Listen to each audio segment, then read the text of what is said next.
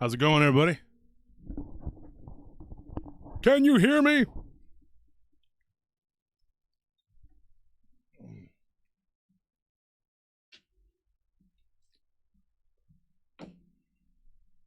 Thought about putting on makeup and going with the black light, like the dude from Hellbound, the show that's on Netflix. I don't know if anybody's seen it. I gotta move this over so I'm not up in the chat. Which, just a reminder, my chat is not a nightclub, folks, okay? Stop talking about getting your scare on and other types of ill things. Talking about you be here to be entertained. We all know that that's not why we do this. I am a therapist, folks. Okay?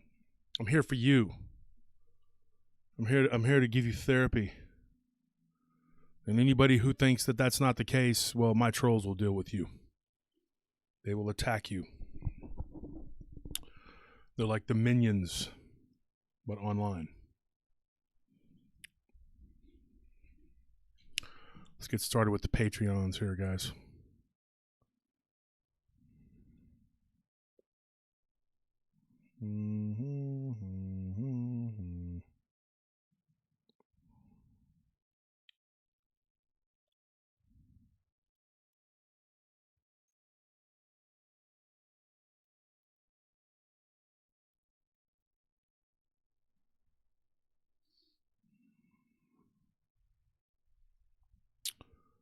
Okay, let's get started here.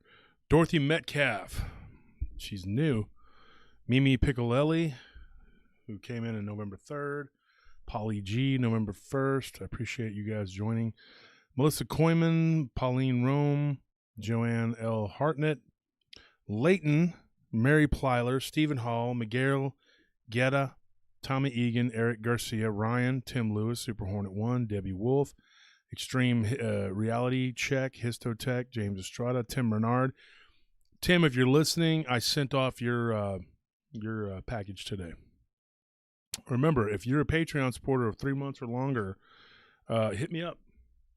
We got a gift for you.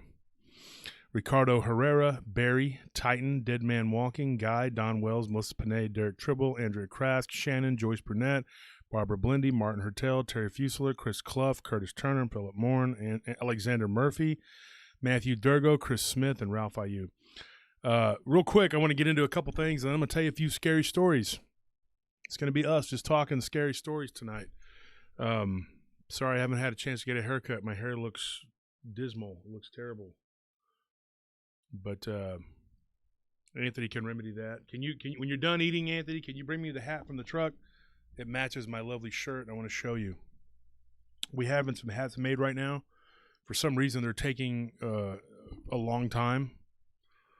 So don't know what's going on with that. It's been over 2 weeks, and they're just really, really aggravating me. I won't be using that particular place again. I was using the lids in Barton Creek, and that's where I'll be going back because the one over here is like ridiculous. They're taking too long. Anyway, we had a bunch of them custom made with camouflage with the orange logo on there, and we thought that looked really cool. And then we made beanies too. Really good quality beanies, and we're getting those done.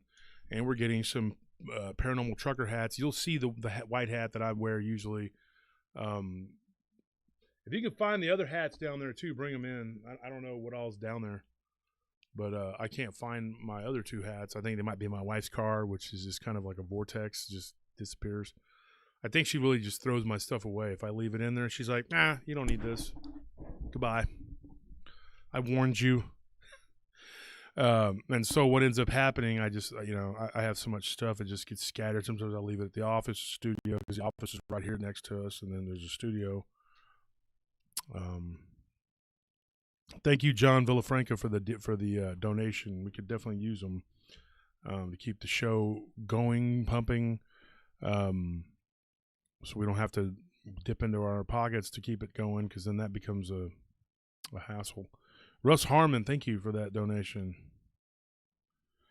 We're definitely going to have a turkey tomorrow. This is different. We're doing this. This is a Thanksgiving show, and I'm going to tell you some Thanksgiving paranormal stories. I thought about it, and I was like, you know what? I have some we can talk about. I had some people lined up. One by one, they kind of dropped out. One guy was like, I don't want to talk on the air. He has a great story. I'd love for him to tell it. I mean, if you're listening, which I know you are, I'd love for you to just call. You can use your different name. You don't have to say your name. I mean, you know. And anyways, tomorrow, turkey, Thanksgiving, you know, football, whatever. I have a Thanksgiving tomorrow, and then I have another one on Friday. Because I told Anthony's mother that we'd rather do it. She's nice. She's the good sister. She's the one that said, yeah, we'll do it Friday, so you guys don't have to try to do 2 Thanksgivings in one day. It's just too much, man. I feel like I'm going to pop, you know. We're blessed to live in America where we have this great holiday and where we are able to stuff our faces. People take that for granted. It's crazy. We have a holiday for that. Because Christmas is where most people in the world celebrate the big feast. You know, they have Easter and Christmas, you know, and then there's other places that have other religions and that have different feast days. We have a big feast day, and then a month later we do it all over again, but with presents.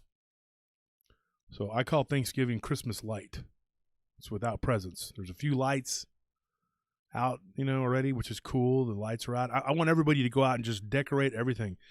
Let's make Christmas great again, okay? I'm not quoting what's his face and the president, whatever I'm saying, but let's make Christmas something again.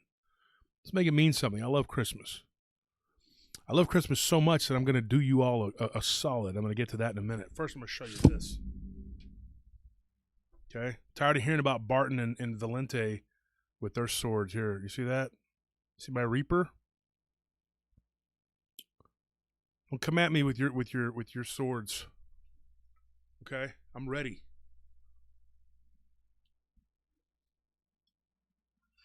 That's my sword. One of them. I got about 30 of them. But this was forged in the halls of Minas Tirith. You know where that's at? It's a little town here in Texas.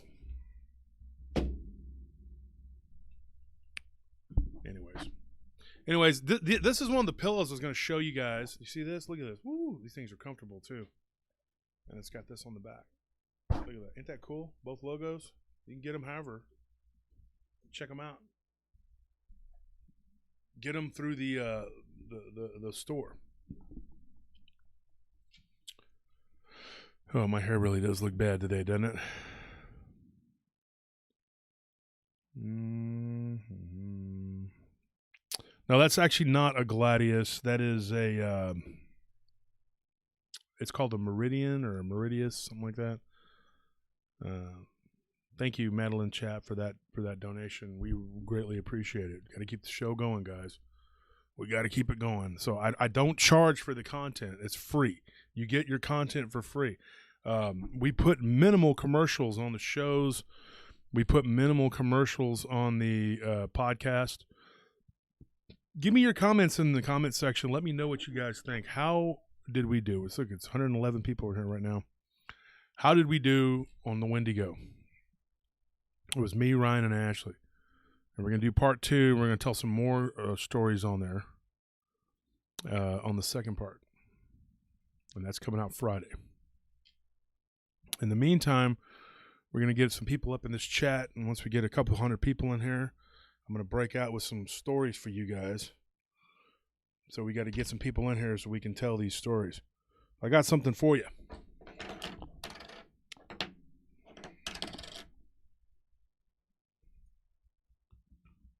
I'm going to do giveaways all through Christmas. I made a deal with my friends Lyle and Ken. They just released their American Monsters tour on DVD. And I'm going to be the only one exclusively in the entire world, the entire country, entire world, whatever. Yeah, thank you. That's all that was in there? All right, well, I'll just wear this one then. There we go. And exclusively, I'll be the only one. See how it has the black logo, and this is with the white. This is black logo. We're gonna have this one with the black right here, and then white netting. It's gonna be a black and white exclusive, a trucker's hat. The only way to get one of those is if you buy one. We're selling those for $35. Okay. Because that'll cover the shipping and handling, because they cost $28 to get it with the stitching and the hat and all that's $28. So just the $35, that'll cover the shipping, because if you wear it, it's advertisement for us. So I'm not trying to make money off of it because it helps with the show. Nellie had her surgery yesterday. That's why we did not do a show yesterday. And it went off without a hitch. She's in a lot of pain right now, folks. I mean, a lot of pain, and she can barely move. And she's had some issues with her pain in one of her legs, and she's had a little bit of issues. And I'm hoping that it's something that'll pass. I believe that it will. I felt very strongly that it was going to be okay. Everything went well. She had to have the surgery, because if she didn't, it was something that could have been very bad. So, Charlie Sierra, yes, we do have those toboggan. Nobody calls them that anymore. I said toboggan, and this dude's like, "Whoa, what?" And I was like, "Toboggans? Do you have a toboggan?" He goes, "Like a bobsled?" Then I wanted to slap that kid so hard. We were in Colorado, and I was like, "No, sir, but I would like to slap the soul out of your body." He's like, "What?" I'm like, "Dying, sir, dying. That's what I want to make you do, okay? Goodbye." And the guy just looked at me like, it's illegal up there. So not murder, but doing what he's doing to make himself that way. That's legal. That's why they're... Not that I'm against it. I'm actually for legalization, because it would solve a lot of problems. A lot of people in jail for something that's probably really no worse than alcohol. But it's not benign like people think it is. And it actually is addicting. It has its own natural weaning process. The big argument's like, it's not addicting. Yes, it is. It just takes 30 days for it to wean. It weans you off of it. And if you haven't noticed, yes, I have been working out. Whew, see that? Look at that. Like, I'm all big and strong and stuff. And this guy thinks he's something. I really think I'm something. Because I go to the gym. I train. I punch things. I show other people how to punch things. Yeah.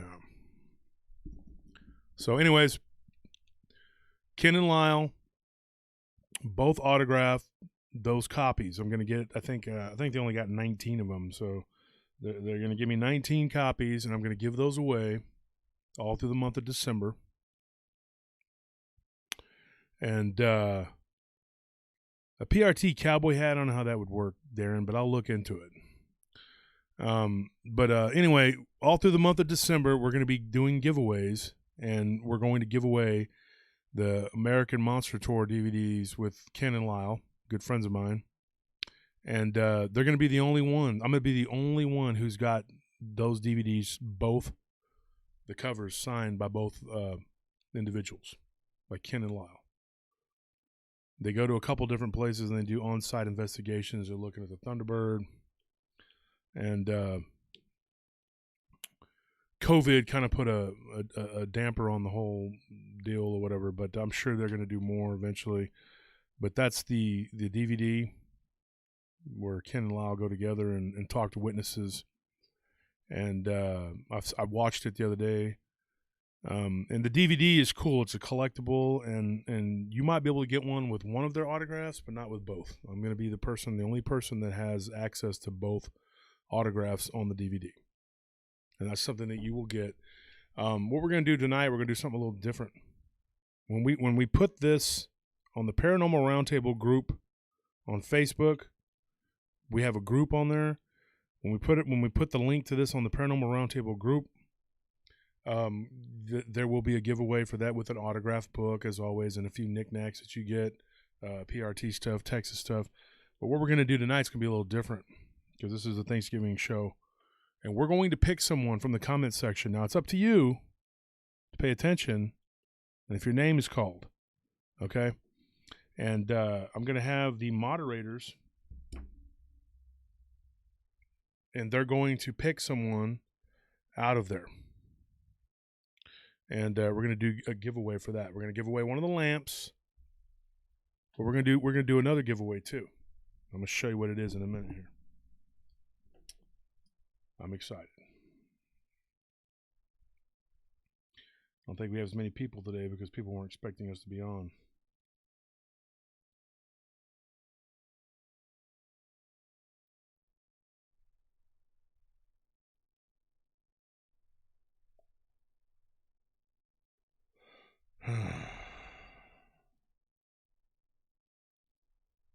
Get rid of some of this stuff real quick. I'm going to get into these stories here in a minute, but we need to get some more people in this chat.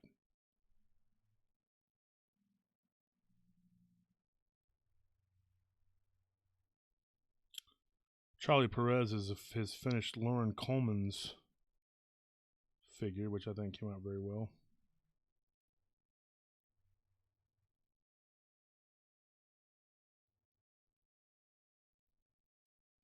Can't believe how much vehicles are going for now. $90,000 for a truck. I was on a website because my truck's starting to get a lot of miles on it, and I was looking at it, and they started to bombard me with stuff, and I'm like, I got like 1,000 messages now from this. I never should have, like, just ridiculous.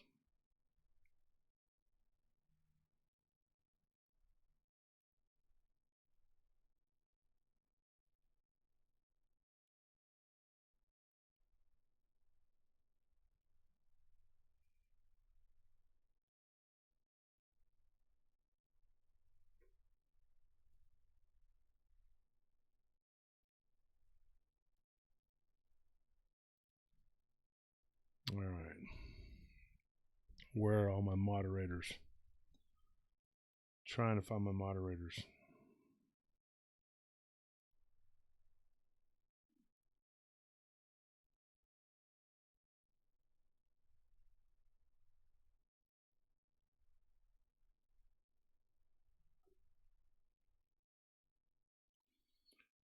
Where is James Estrada at? Is he on there? Where's James?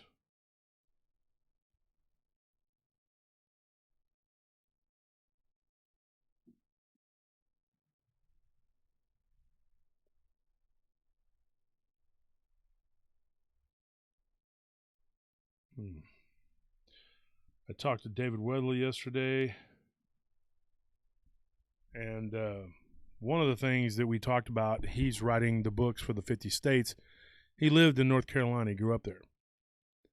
So I'm going to be receiving those books probably Friday or Saturday, and I'm going to read the Carolinas because I had one of the Carolinas. I gave it away. But I'm going to read those two books, and then he's going to come on, and we're going to do a set together. And I'm trying to get him and Nick to come on together too. We're going to do a panel. Me, Barton, Nick, and Weatherly, just like we did with Ken and Lyle. Me and Barton.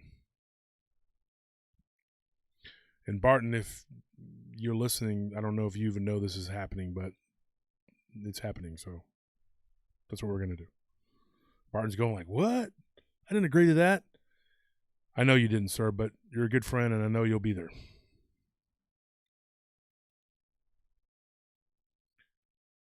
All right, so I wanted to talk about something that happened.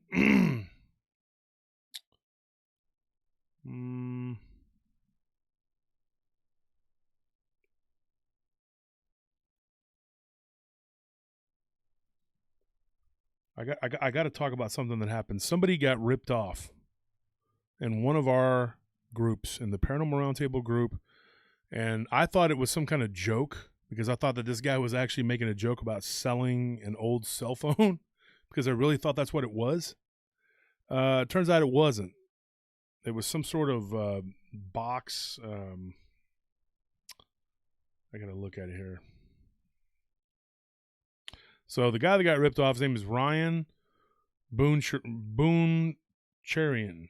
Boone Cherian. I don't know how to say your name, Ryan. I apologize if I butchered it, but I really feel bad for you.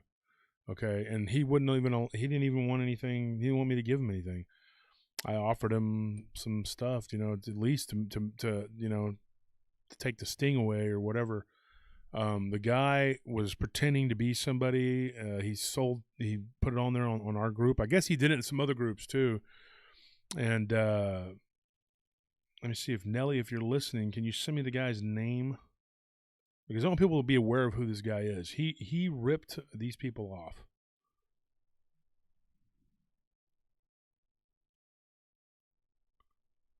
Okay, and I want everybody to be aware of it.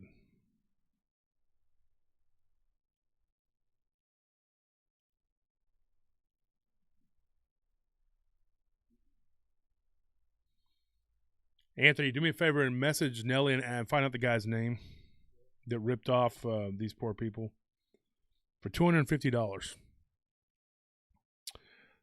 Ryan, I'm saying this right here on the air, I'm willing to go half with you on it.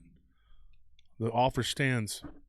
I will give you half of that money back, and then I'll give you the rest in merchandise. Because I'm not going to let one of my listeners get ripped off. That's horrible. And the guy that did it, you got away with something. You did. But it's never going to happen in our group again because no one is allowed to sell anything in our group. And I don't know how that ended up on there. I mean,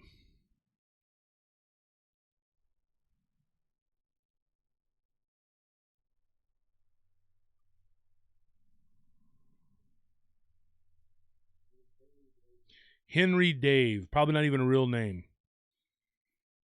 That's a stupid name anyway. Henry Dave. Obviously, it's not your real name, but you picked a stupid name, sir. You're a stupid guy. I wish I could, do more. But, against you, sir, for going on to my group and ripping off one of my listeners.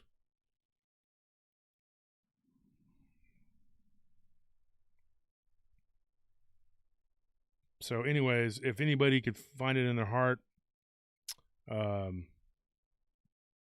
Ryan Boone Charon. I can't say your last name really good. Ryan, I talked to him earlier. He's a really nice guy. The money we make tonight, we'll cover the cost of it. I'll throw my own money in there, and then whatever we get, maybe we can get enough donations to get him his money back. An Oculus, I think, is what it was called, or something. I'm not real sure. Gosh, I hate to see people get ripped off like that. It's not cool. I've been ripped off. Everything stolen from me 3 times in my life. Now, when I was a young man, once, only once was I ever able to get any real revenge because I was already a different person by that point, and the people that stole from me, they learned. They tried to run to Las Vegas, but I have a lot of friends in Las Vegas. To this day, I got friends in LA, Las Vegas, New York. I got friends all over. I promise you. I'm not talking about paranormal people. And yeah, if you do enough, I'll hunt you to the ends of the earth, dude. Believe me. It was just the principle of the thing. Broke into my house, tore into my safe, which I already knew I was going to get hit. I was kind of anticipating it, and they got nothing out of the safe, so they took some other things. But I got them back. And that individual actually ended up, this is a true story, I'm not kidding. This individual that stole from me, he died in prison of HIV. Had nothing to do with me. I already got my pound of flesh back from him, but yeah, he went to prison. And of course, he was shooting up drugs. Apparently, he was pretty far gone. He was strung out, when he did it. But it was the fact that he, made a joke out of it. It was like, oh, really? You don't think I'll go to Vegas? I'll fly that's 3 hours from here in a flight. Even if it costs me more. Because I hate thieves. I don't like liars. I hate sexual predators, murderers, all that. But all those people are evil. They're horrible, but it seems like thieves stick in my craw. Not more than a sexual predator. That's got to be the worst. But I mean, like a thief. If you lie to me, I'm just done with you. Go away. We're done. You attack me physically, I'll beat you down and then dust you off until you don't do it again. I can handle you. But when you steal from me, I mean, I just want to take your hands and break every bone in your hand, just squeezing it until all your bones and your joints just break, and you're sitting there screaming, and then I just bend your fingers backwards and bring every pound of pressure I can, and then snap your wrist. Yeah. Then break your arm at the elbow, compound fracture it, and then stab you in the ribs with it. How about that? I hate thieves. There's a special place in hell for you. They will do a ton of damage just to get a little bit of something. And then if it's not something they throw, you know how much karma is involved in what you do? You know how much pain and suffering you cause people? Thieves. If you're a thief, go kill yourself. That's what you need to do. You need to go kill yourself. I said it. I don't care.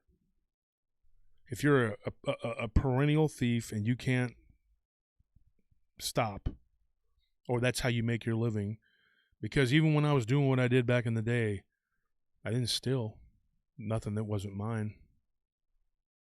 What I took was from other criminals that got their ill-gotten gains illegally anyway. I'm being honest.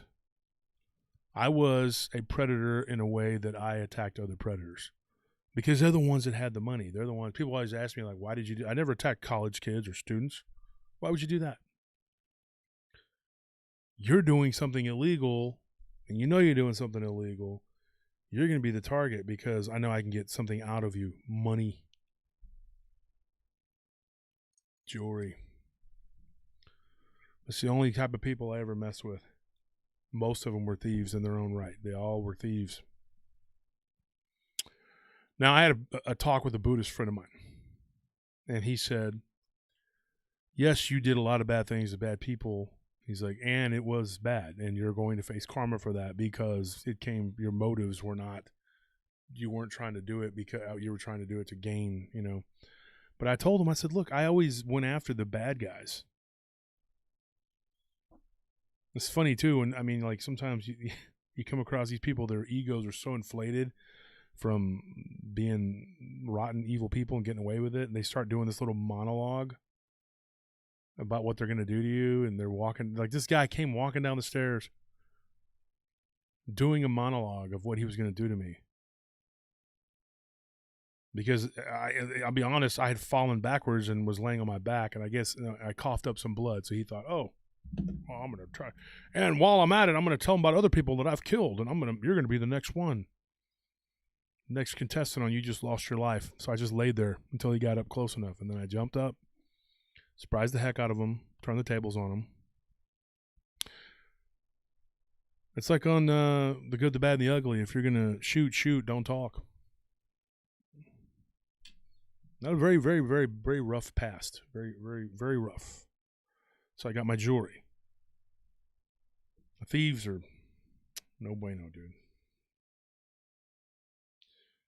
I wanted to read something to you. This is people sending me things from my wife's surgery. It's been an outpouring for her. It really sucks what she went through, and I don't want to get into it. Poor thing was shaking like a leaf when she went in yesterday, and I cried seeing her go back there. She's hurting pretty bad. And you never know what could happen in surgery. You're sitting there going like, everything's going to be fine. Everything's going to be fine. But when we were walking and they said that she's going to go left and you're going to go right, that was very hard for me because she's my world. And I can take people abusing me. I've been abused my whole life from beginning to now. It never ends. And I don't care. That doesn't even bother me. It's par for the course.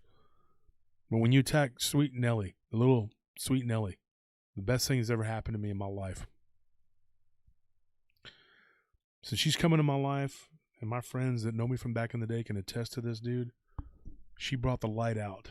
It was very dim. It was there. I was trying to make it brighter, but it was very hard. She rescued me. What was left, God, I believe, put her in my life to rescue what was left of me. I haven't punched a person out since 2019, December 2019. I didn't knock this guy out. He was 6'5". He was a big old brother. But I dropped him right on his butt and told him to politely leave my property. And I feel bad. My wife was upset. I lied to her. I told her that I wasn't physically having altercations with people. She only knew about the one. But we were there. We watched a woman be stabbed to death. Well, she'd already been stabbed and she fell on the property. Like, we didn't watch it happen, or it would have been a different story. And her children, it was like the second or third day we were there. And then one of my guards thinks that he saw her ghost. We're going to talk about that tonight. My brother had to grab one of them and say, "Don't look," because she was laying there and she was like, "Don't let my kids watch me die." These are the kind of animals that we deal with. So when this one guy came onto my property, popping off and talking about I'm a cutthroat so-and-so, I'm going to do this, I'm going to do that. I told my brother, I was like, go look on the camera and see if I'm on camera. As soon as I'm not on camera, bam. No, sir, you're just another dickhead who's turned into a victim.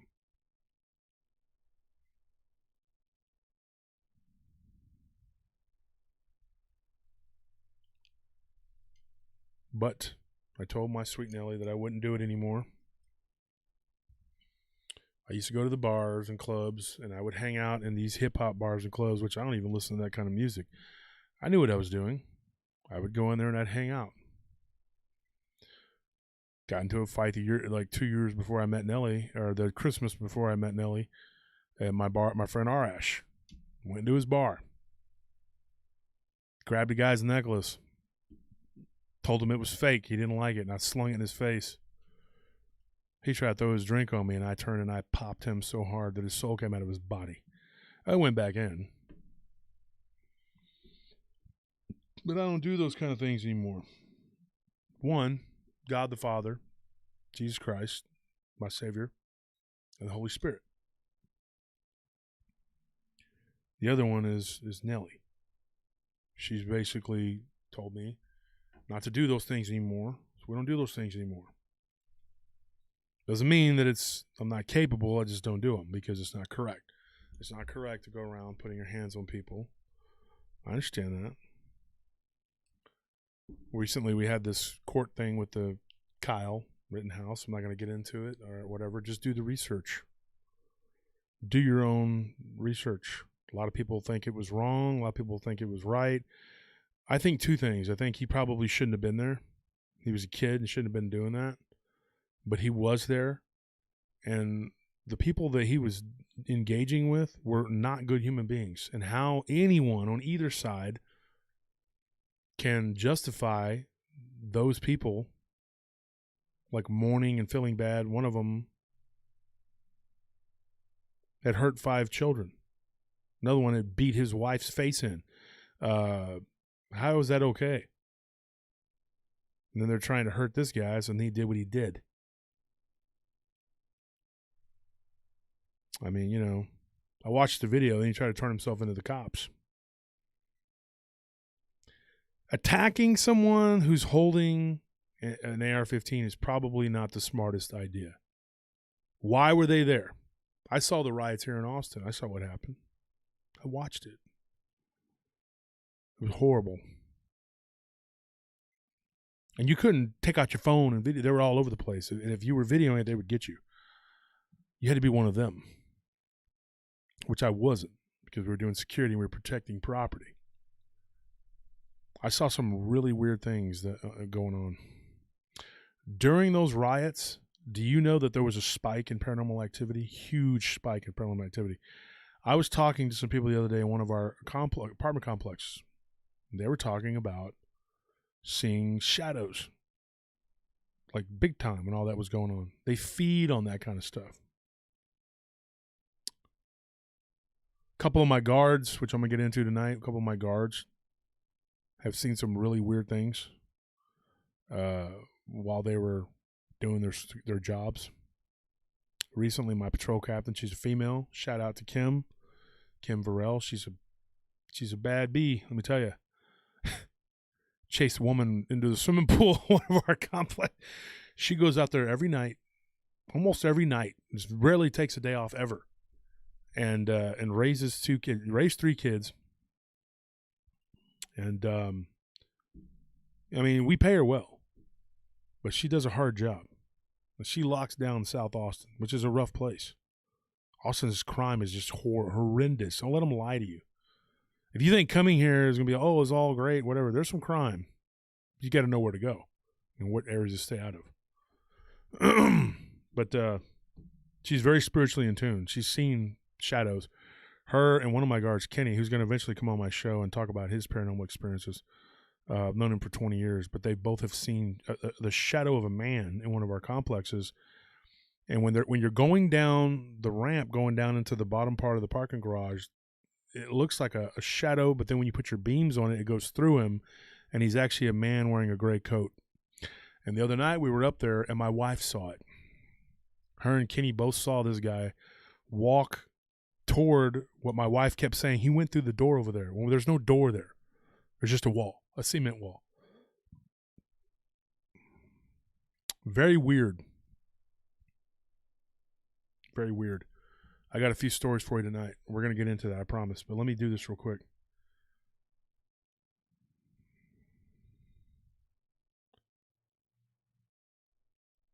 So, Ryan doesn't want any compensation, which I think is wrong. I think Ryan, can't say your last name correctly. I'm sorry. If you could send me a message, Ryan, and how to pronounce your last name better, that would be appreciated.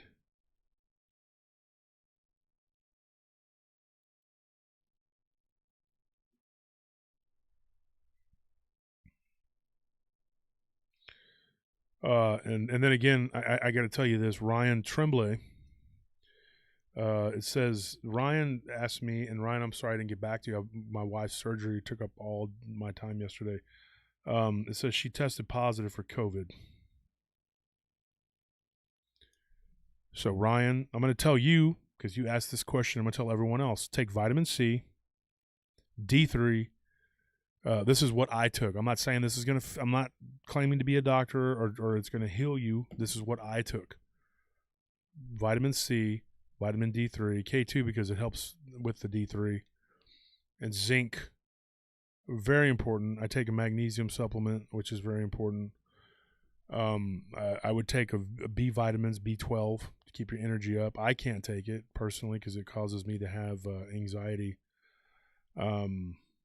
Anthony, what other vitamins do we take? And Nelly, if you're out there, if you're listening, whoever, Scorpion, you guys,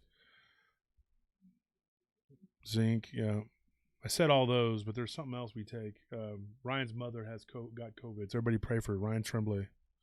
Quinine. I drank a lot of quinine. I take chlorella, spirulina, and it didn't. I didn't progress. It didn't get past it didn't go down in my lungs and just mess up everything. You know.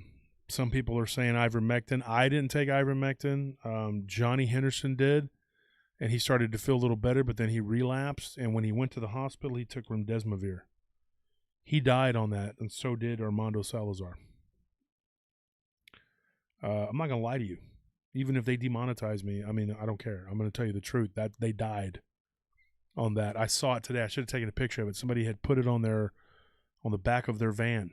I was at the Smoothie King getting a protein shake because I worked out really hard last night on my upper body. Today's legs. Sucks. And they had on there remdesivir kills people, blah, blah, blah, blah, blah. So, You get the shot, you don't get the shot. That's your prerogative. I'm not here to preach about that. I have my own beliefs about it, which I'm not going to get into, because either way, you're going to make people angry. But yeah. So Ryan, if you're listening,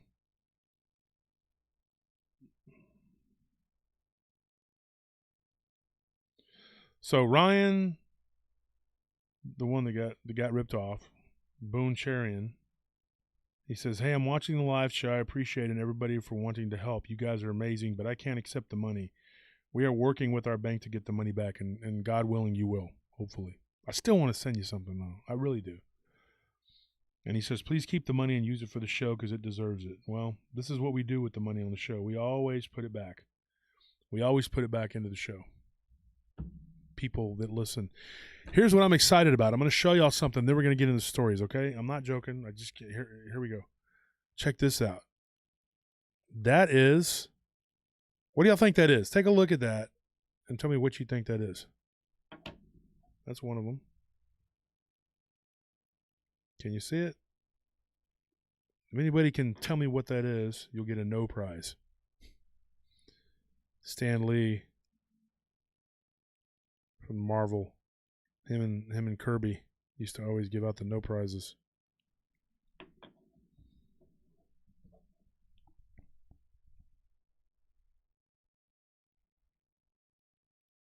That one. And this one. Y'all see these? Who can tell me what these are? Cryptid coins, yes, but not crypto coins. It's not platinum, they're silver. And they go for about $50, maybe a little more on eBay, depending on if you can get a deal on them or not. This one is a werewolf. On the back, it's just got that right there. I'm going to be giving these away every week. We have the werewolf, which Dogman, werewolf, whatever. Mothman, Sasquatch, or Bigfoot, Jersey Devil, Chupacabra. We're going to be doing a giveaway. Okay? Every week in December, we're giving away one of these coins, and you're going to get one of these along with another prize. It could be a lamp, it could be a hat, or it could be a mug. It just depends. We're going to give these away every week in December. And we're giving one away right now tonight, starting tonight. At the end of the month, or on Christmas Day, I should say, on Christmas Day. I don't know. I haven't decided if I'm going to do a live stream on Christmas Day or not. But when we get close to Christmas, I'm going to give away an entire set of these. What do you think of that? Because silver is worth money right now. A lot of money. It's always been worth money, but it's worth a lot more now.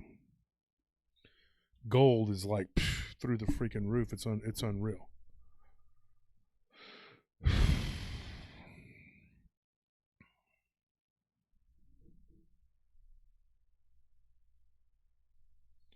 Monster Radio. Is that you, Ryan Tremblay? Ryan, I think that's you, Ryan. I looked for a Wendigo for you, actually, for Christmas. And I'm telling you that because I couldn't find it.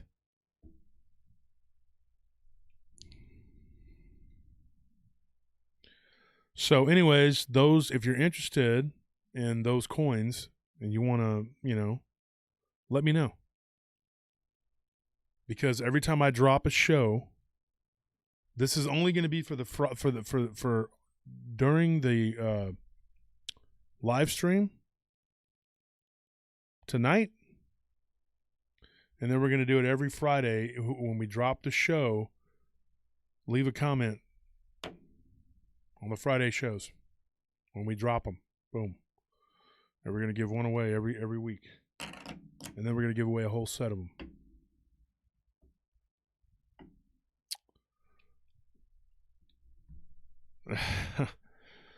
So, anyways, that's what we're doing. Let's get into these Thanksgiving stories here. We're going to do. I'll tell you. I'll start with this one. when I was a kid, once upon a time, I was little, and I've told this story on the show before, I'm sure. But I lived in a house that was haunted when I was a kid. Now, I've talked about this house before. Most of it was just, it affected the females of our house. It didn't really affect me so much. There were a few things that happened, though. And then ultimately we ended up like moving in the middle of just like, we just bailed. I mean, it was weird. My dad kept like poo-pooing it, like, oh, there's nothing there. My mom kept saying something was wrong. I kept saying something was wrong, my sister, but no, he was just stubborn.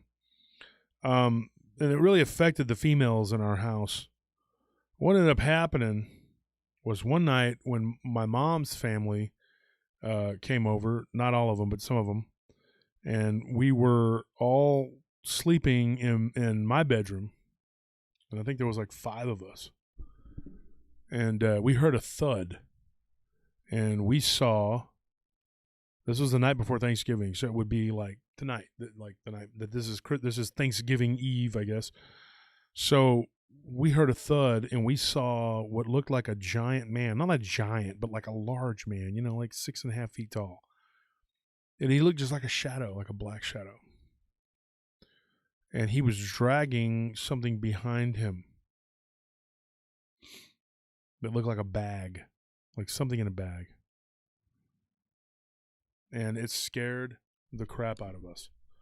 And that same Thanksgiving weekend, my cousin was with me, and we were playing Pac-Man. We had Atari back then. This is a long time ago, the 80s.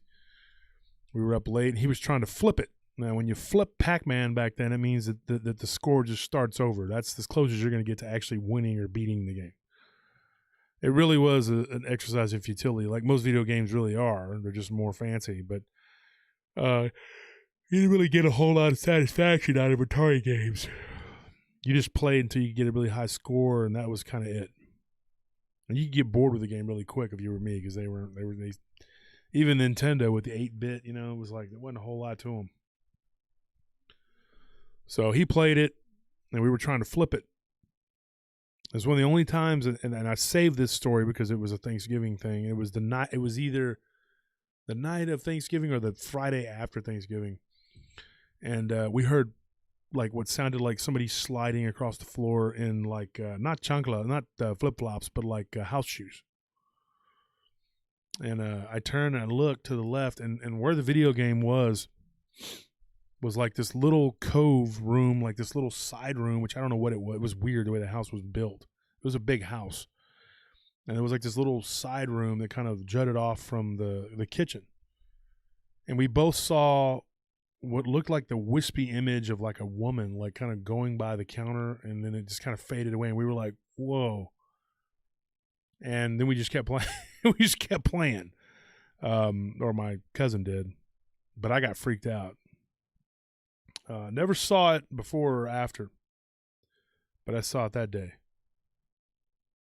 And then I had something kind of weird happen at Christmas too. But like I said, I don't have a lot of stories from that place, but that was one of them. Wasn't the first ghost I had seen in my life, and it definitely wouldn't be the last. But yeah, I saw it with my cousin. So that was weird. And so that's one story. Here's another one. When I was getting ready to do the Halloween show, not this year, but last year, and I was working with, which would be Zane's uncle on his mother's side, Clark. He's 6'5", big guy, ex-Marine. Not a scaredy cat guy either. And we were working at that job, that place I was telling you about, the bad complex, where a bunch of bad stuff happened. We were talking about scary things that happened to us, and Clark has come on my show, and one of the things that we talk about is something jumped into his swimming pool, creating a huge splash the night before Thanksgiving, which would be tonight, this time of year. And something jumped into his swimming pool, and he looked out, and all he saw was the water moving, like, it was weird. He goes, I don't know what it was to this day. I don't know what it was. He had family over who would, for Thanksgiving they were there. Same thing, they had a big house. Because my family, we were poor until we moved back to Central Texas, and my dad took a job at the power plant for Alcoa. Then we moved up to middle class, and the first thing we did was get a bigger place. And but I think we were just renting that house, and my dad had bought some land out at another on the other side of the country, on the other side of the countryside of that town of Rockdale. And so we ended up moving out there. So that was one weird Thanksgiving thing that happened to me, and then that happened to him. But I have other stories. I have stories that I was staying the night one time at my cousin's house. They have a big farm still. They're trying to sell it because Samsung has now decided that they're moving into Taylor. And so with Samsung coming, there's going to be so many people moving over there. So they're trying to get out. And so anyway, one Thanksgiving night, I went over there for the night. And it was me and my cousin Trey. He's been on my show. And we heard some sort of weird whistling noise by the window. And he was probably like, I was probably like 10. He might have been like 5 or 6 years old. And his brother was even younger. He's a little bitty, like maybe just 4, 3, something like that. I don't know, not very big. Clayton wasn't very old. And so Trey decided he wanted to go out and check it out, which was just ridiculous. Okay. And I thought, this is a very bad idea. And we heard something rub against the window. And I don't know what we saw, but Trey opened the curtain and everybody screamed. And for a split second, I thought I saw somebody looking in the window that looked like I couldn't tell if it was a male or female, but like a really old person. It was out in the middle of nowhere, in the middle of the country, nowhere. And then that same weekend, we were out near the barn and we heard like a whistling noise again, and we heard footfall. And we couldn't make out what it was. It was weird. Here's another thing that happened to me on Thanksgiving night when I was working for Lowe's. I was doing security here at Lowe's off of Brody. They were building it. Now, I got scars on my hand right here where I got bit by what I believe was a Caucasian shepherd. And that happened near Halloween. Like, I think it might have been Halloween night, actually. I had some weird stuff happen to me on Halloween. But anyway, Thanksgiving comes. And we had, I had no Thanksgiving that year. Scorp went to his family's. I think Willie had gone to his mom's. Everybody was out of town or gone, or they were working. It was me. I was working. I believe Squid was living with us at that time, and my brother. My brother, I think, had just moved out, or they were working downtown. I was by myself working every day at this Lowe's, and they were trying to build. We had a fire watch going because they couldn't get the water turned on. It was all kinds of issues. This is what happened to me. I was sitting under the awning Thanksgiving night, and I almost choked to death the night before on a ham sandwich. I'm not joking. That was just a weird thing. I have this problem, where I almost choke, and I fell out of my truck, and I literally was just like, oh my gosh, this is it. I'm going to die. And I managed to get it out. And it was just a piece about that big of food. So that was scary. But the next night I was there, and I was just sitting there, not really doing anything, reading. And I hear what sounds like a large, a bird, maybe. I don't know how to describe it. But it landed right on the. You could hear it, and then you could hear claws, what I think were talons, walking on the top of this roof that was above me. And I'm under the awning. They have at Lowe's and Home Depot. They both have those awnings where you load and unload and all that. I see Scorpion in the chat. I know you remember this story, Scorp. You and D both.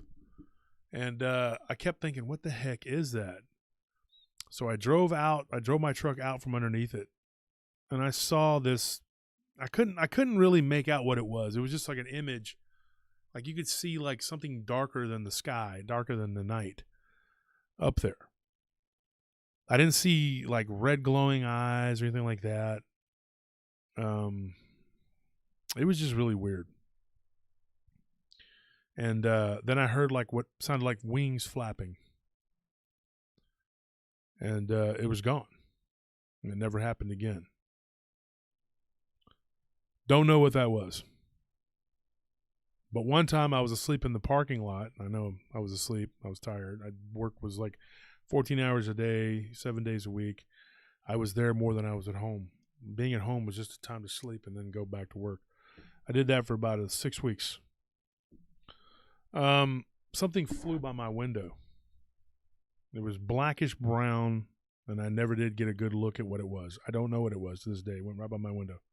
But I was overcome with so much fear that I took off and went to the Culver's, which is like a fast food place right on the corner, and I just sat there. And it was only like maybe 9 o'clock at night, but it gets dark at 5:30 in November and December.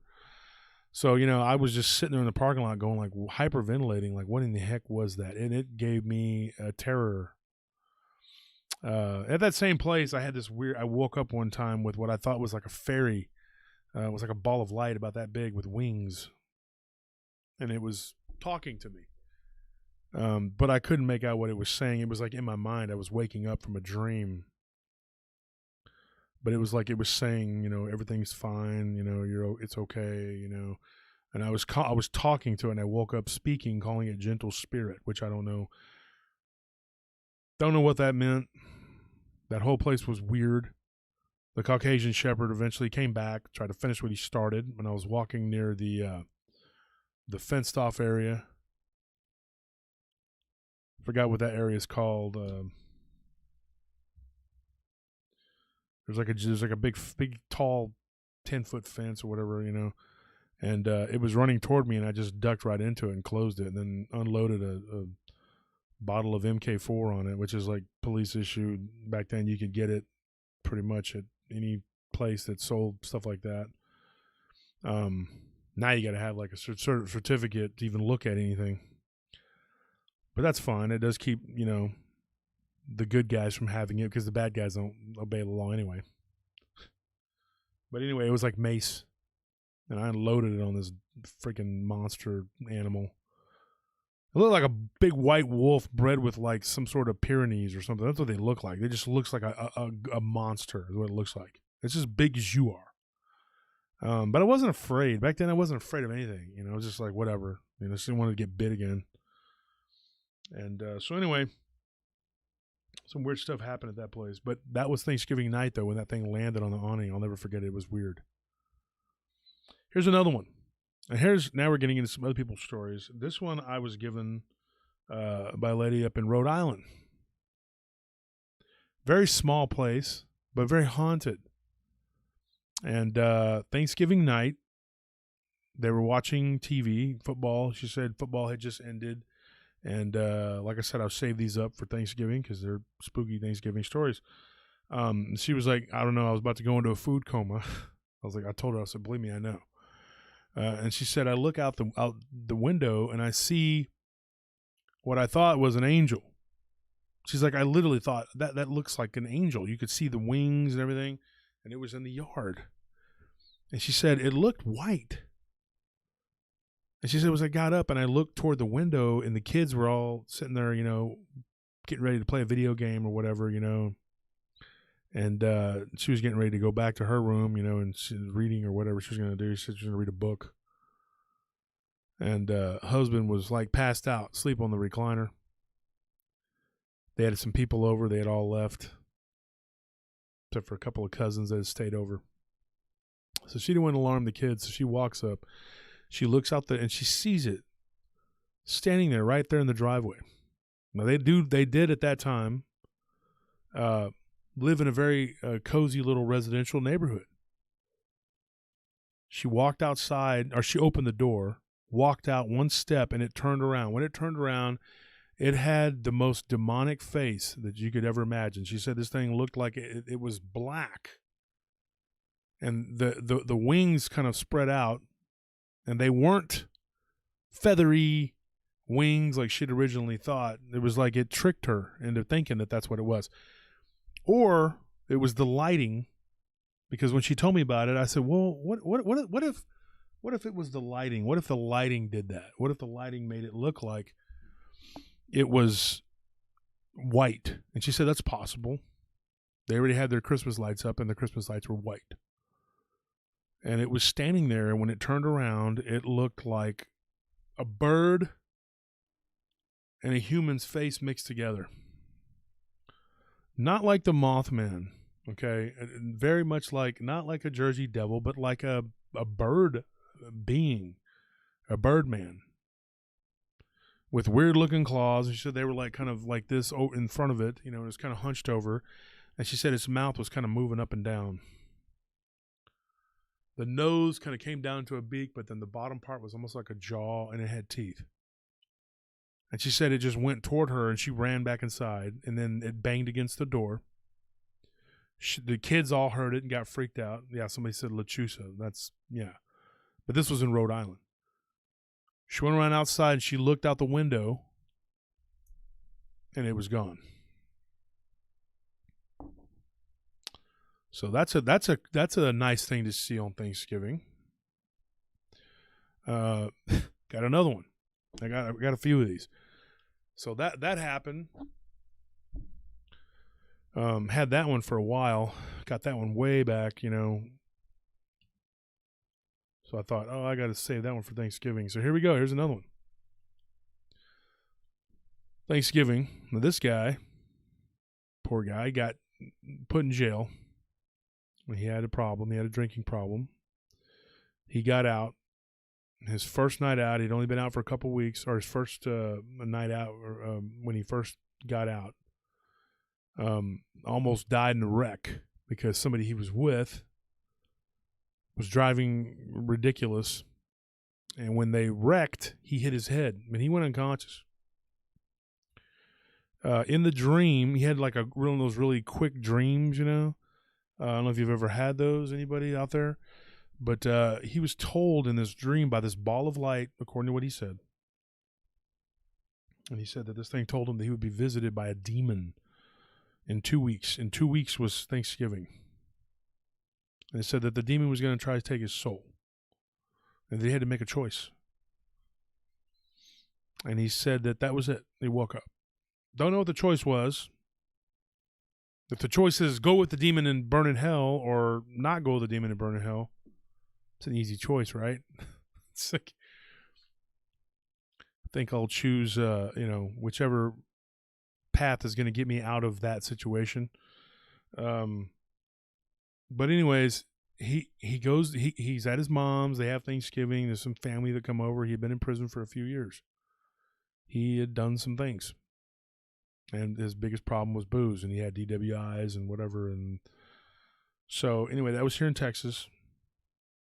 Yeah, he was locked up in Huntsville. And they lived, I'm not going to get into it. He lived in between here and Houston. And he said that they had their Thanksgiving. He watched football like everybody else and ate Thanksgiving dinner, and he got a headache. So he went to lay down. As he was laying down, he had one of those sliding closet doors, He heard the door slide open. And he said this thing stepped out from the freaking closet. It was all black. There were no wings.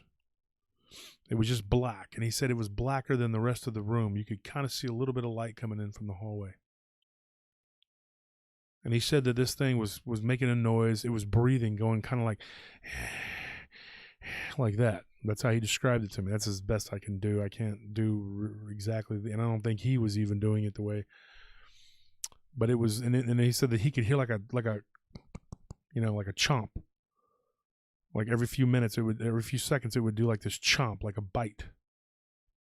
He said when this thing partially came into the light, he said, imagine a werewolf with no fur.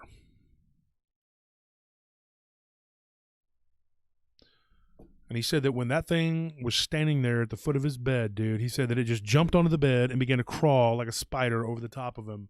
And it put its nasty looking face over his. He said he could smell death and rot. And he said it was just absolutely terrifying. And he looked up and he said the eyes were just 2 dots right there, and they were red dots. He says, like if you take a laser pointer and point at the wall, it's just a red dot.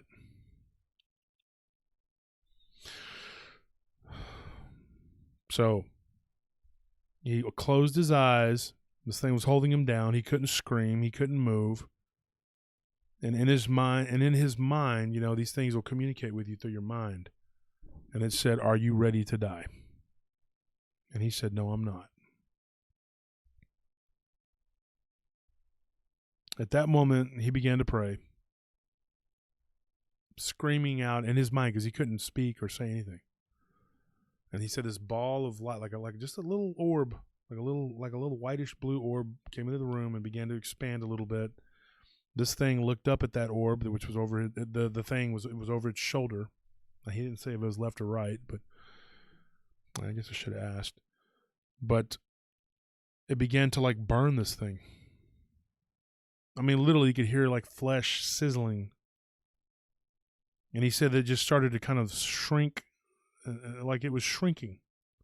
And then it just kind of slid off the bed and was gone. At that moment, that's when he accepted Christ. He began to change his life, for real change his life, not just paying lip service to it. He went into the other room, talked to his aunt, told her what happened. They sat up all night and she talked. She told him about salvation in Christ, and he accepted Jesus. Never had another problem. The bump on the head, did that do it? I don't know.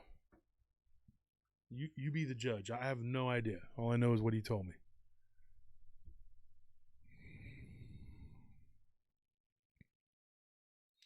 Had another guy tell me a story. This is weird. He was choking. And it's funny because I was talking about choking earlier the night before Thanksgiving. This guy was eating Thanksgiving dinner. This happened in Florida, in Tallahassee. I began to choke. He was there visiting some family. He lived up in South Carolina. And as he choked, he went unconscious. When he went unconscious, he went through this tunnel. It was like a spiraling, smoking tunnel. There was a guy that wrote a book about the Devil's Backbone called The Long Gray Tunnel. It's kind of what it reminded me of. Burt Wall. But anyways, he goes through this tunnel. He gets to the end of the tunnel, and there was like this white light being there and told him it's not time for you yet. You need to go back. But it said that you only have one more chance. He didn't know what that meant. He goes back. He wakes up. They had extricated the food from him. He was okay, you know. Turkey can be dry. Okay? I'm just saying. He survived. A couple days later, he's driving along. He said before this happened, he was very honest. He said, I was a very selfish person. He's like, I was the kind of guy that I wouldn't give money to help people. He's like, if somebody asked me for something, I was very much a Scrooge. He's like, I wouldn't give you a dime. My money's my money. I worked for it. It's mine. Was not into helping people or doing anything for people. And didn't believe that was something that he needed to do. Was not a God-fearing person. Didn't believe in the afterlife. He's driving by and he sees a vehicle turned over on its side. It had just happened. And the side of the vehicle was on fire. And every fiber in his being was telling him to turn around, but he kept going. He kept going. He said, I didn't stop. He said, this was in Georgia. It was way back. And he remembers that thing saying, you have one more chance. So what ended up happening, my mother now, she had a near-death experience. She told me about, kind of similar to this guy. He left that vehicle there. He called it in, said, hey, there's a vehicle, somebody wrecked, obviously, and there's a vehicle turned on its side. And apparently there was another vehicle that had hit it, and they were out, running around. And so he thought, well, they got it. 2 days later, this guy had a wreck.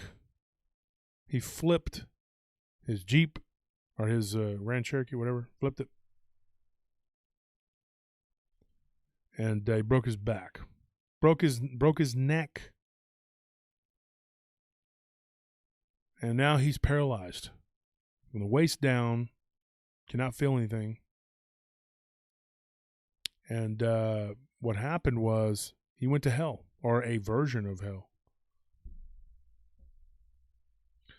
And he said that he was there and he was being tormented. And he heard a booming voice tell him, you were given a choice.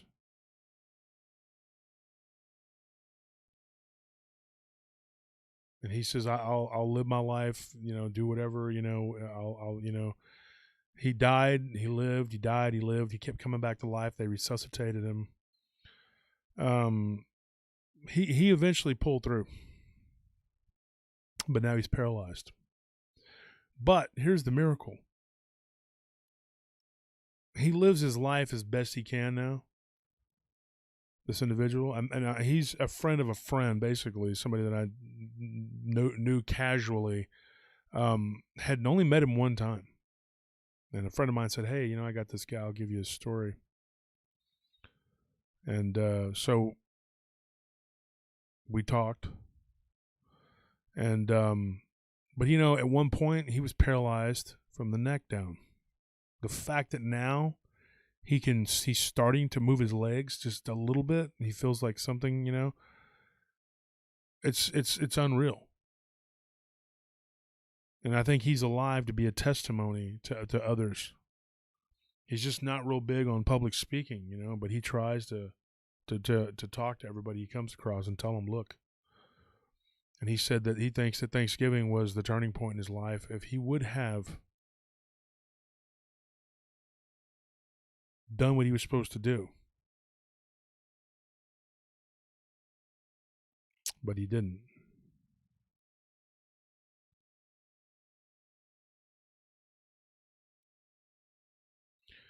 But he should have been dead twice. And he was given that opportunity. So, hey, Zane's calling. That's my nephew. Obviously, he doesn't pay attention to the live stream, doesn't know we're on the air. Huh?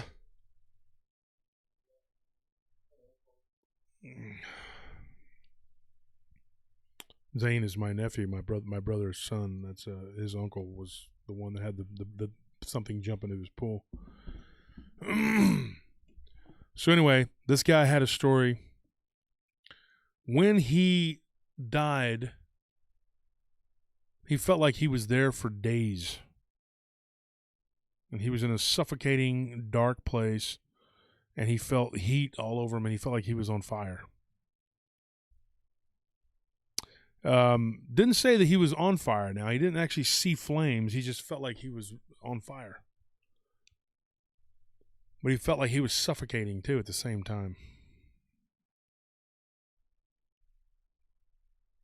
And he said, dude, it was a test.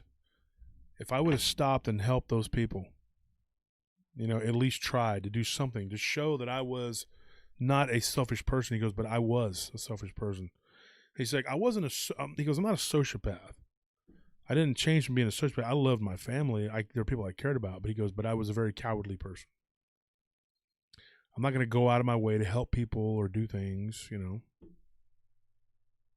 I can tell you right now, I'm not that way. I've put my neck on the line many, many times, and I'm a very giving person, and I'm not bragging. This is not a bragger thing, I think, because I think that's, and you're not supposed to get a pat on the back for that. Okay? It's like, you know, I would have stopped and helped. Big whoop, because that's what you're supposed to do. Johnny boy, that's what you're supposed to do. You're supposed to be nice, and you're supposed to be kind, and you're supposed to help. And you're supposed to be thankful for everything you got. The hubris of mankind is just disgusting to me. God gives you the breath in your lungs every day that you wake up. You should not even hit the floor. You shouldn't even touch the floor. Your feet should not touch the floor before you thank him for the breath in your lungs and thank him through Jesus Christ, his son, for your salvation and that you were actually alive. That's why we have Thanksgiving. Okay? That's what it means to me. And when this guy was talking to me, he was confessing a lot of things to me, and I was revolted at first. I was like, this guy, what? You had to separate the emotion in me from the person that he is. He said he's writing a book. He's going to try and get his stuff out there, whatever. There's a miracle there, but there's also the vileness of who he was. And sir, I'm not trying to talk trash. You yourself have admitted this. But I was repulsed by you. I was repulsed by your story. I thought, man, you deserve to die. You deserve to be punished. Not eternally, though, because I think the guy wasn't a bad guy at heart. I think he was just like you said. He was very self-centered. He was cowardly. But he changed. I've seen God work in people's lives. And I'm not here to give you a Baptist sermon. But the flames of darkness, of hell, the sadness, the everything, it's very real. This guy was given a chance. It sounds like he was given a second chance, really. He should have been dead and being tormented until whenever such time.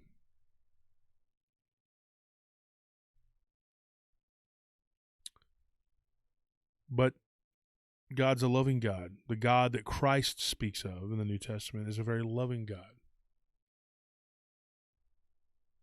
So he lived, and he still lives, and he may walk one day. He may walk. But just being able to walk is something that people take for granted. Folks, it's a blessing. Look at my hair. Whew. How you doing? How you doing, folks? It's a blessing to be able to just breathe air in your lungs.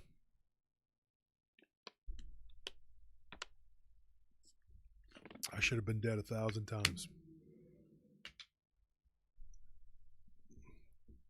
God brings you back because you have a purpose. There have been multiple times in my life. I have a lot to be thankful for.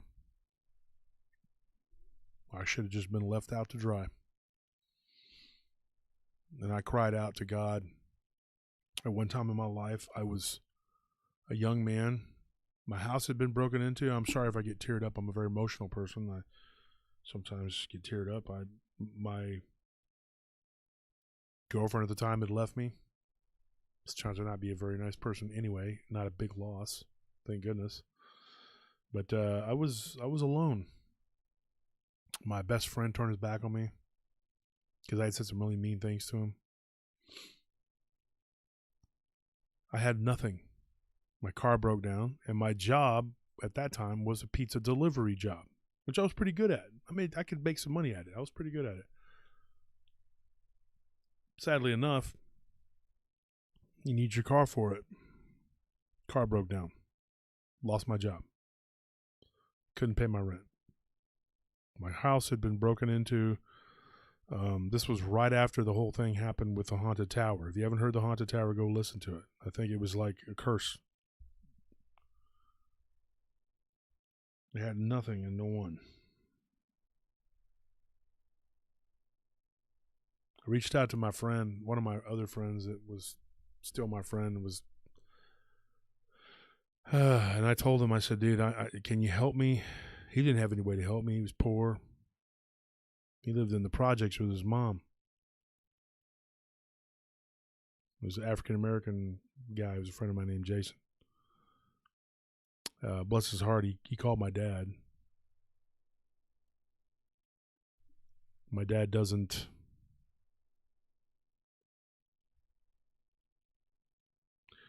He's never really cared much for me. I think he hated my mother. And when he looked at me, even though I look a lot like him, he saw her in me. He hated his dad. And when he looked at me, he saw himself. And I think he hated me for being what he, I don't know. He just never, I really feel in my heart he never loved me. He never liked me. He felt like it was a burden and obligation. So he called me and was like, what do you need? You know, at that time I wasn't in a place to argue. I took the handout. He helped me get my car fixed. I paid him back.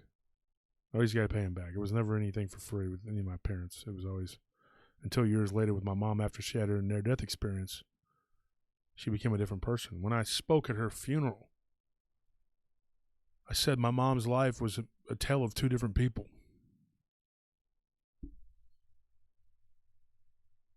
There was the person that wasn't a very loving mom, who wasn't a very nice person. And then there was the person that died and was resurrected by Christ. And I read the story about Lazarus at her funeral. Because ultimately Lazarus died. But Jesus resurrected him. It's a very interesting story.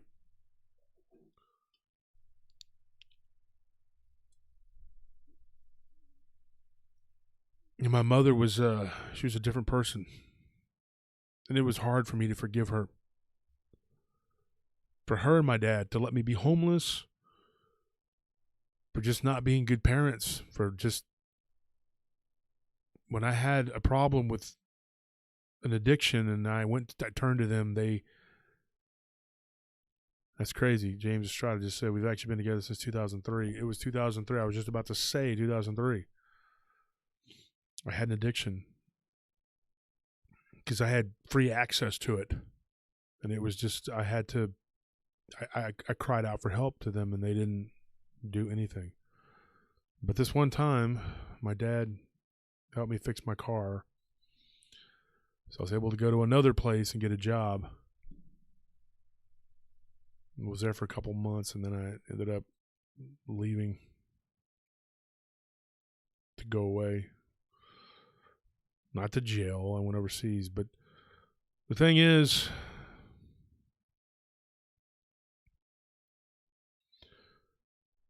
when you're given that second chance, you should take it, and you should be thankful for every chance you have and for anything you have. See, pain and suffering come from want, because you want this or you want that. Instead of just living in the now and being happy with what you have, you want more. You want this, you want that. And just taking things for as they come. Because everything you see on my body, everything you see that I possess or own is not really mine. I'm just borrowing it from the earth until I die. And if somebody asks you for it, give it to them. I collect watches, always have, and I've given so many of them away just because somebody wanted it. They thought it was cool. Here, go take it. Because I guarantee you, God will give it back to you. I've lived my life that way. I spend $20,000 a year on Christmas, and I get it back tenfold. God gives it right back to me. And even if He didn't, I'd still do it, because that's the key right there. A lot of people hate Christmas. Oh, they hate Christmas. You know why? Because money's tight and they don't want to have to give anything. Which the most of my life, I've been a poor person. I'm not now, but I was. And what little I had, I would give. That's one thing I can say about myself. When I stand before God, I can say I gave. I helped. When people needed it, I tried to help them because that's what you're supposed to do. And then you fall on your knees and you give thanks to God for what He's given you. Instead of being arrogant and proud,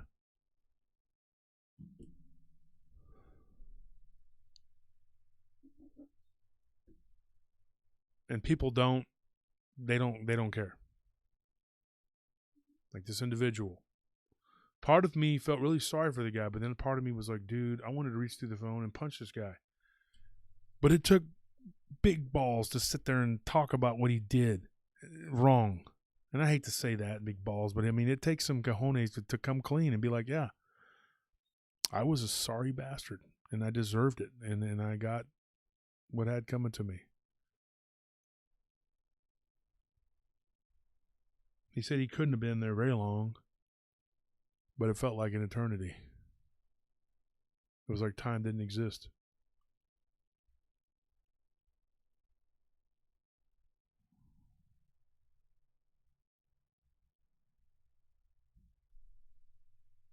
And I'm sorry that I get, upset.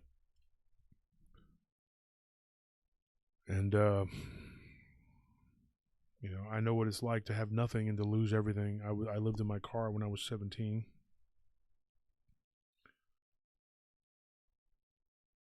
I started dating the manager of a Taco Bell. She let me live with her. My friends thought I was, wow, dude, you're driving a car and you're you had nothing and now, I stayed in bad relationships way too long because I didn't care about myself enough to think, man, this is not what I need. I stayed working for the wrong people, doing bad things for too long. I lost a lot of my youth. I know I could have done a lot more. I could have done a lot of more things, but I just squandered it. So be thankful for what you have and the people you have in your life, and be thankful for everything He's given you. Don't hesitate to give, especially food. If you see somebody hungry, give it to them. I know what it's like to be hungry.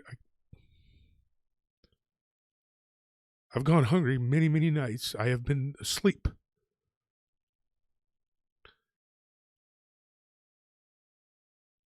There's a song called Written in the Stars. I believe it's by Tiny Tempa. The guy's his name. It's a weird name, but he says in those lyrics, he says, have you ever been so hungry that it keeps you awake? People say that money is the root to the evilest things, but have you ever been so hungry that it keeps you awake? I have. I've been so hungry that I could have eaten cardboard. And I lived off of rotten sandwiches, or the sandwiches they throw away from 7-Eleven. All I had were these. That's all I had. I know how to use them, too. People talk about me. You have no freaking idea. You've never walked 1 inch in my shoes. You talk about, oh, this girl thinks she's tough. I guarantee you I'm tough. Because I was a homeless 17-year-old, and I was homeless again when I was 19. And all I had were my fists and my feet, and I know how to use them.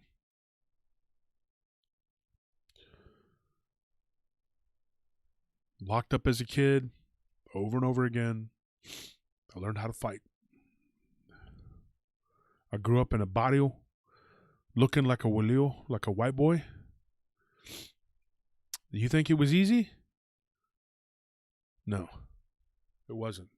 And I could get 100 people to tell you my story.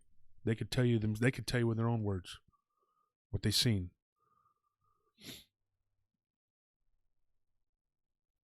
I thank God. I'm thankful. I'm very thankful. And I think giving is a time where I give thanks to God for everything I have, everything He's given me. I work hard in November because the money I make in November, I spend it on people at Christmas. That's what I do. And people don't like Christmas. A lot of people don't like Christmas because you know why? Because you have to give something to somebody. Oh, I'm broke. I don't have money or whatever. Go to a dollar store. That's what I did. I found these sets of 4 plates with these little blue bonnets on them. And in 1991, I gave those to my mother for Christmas. And she had those until the day she died.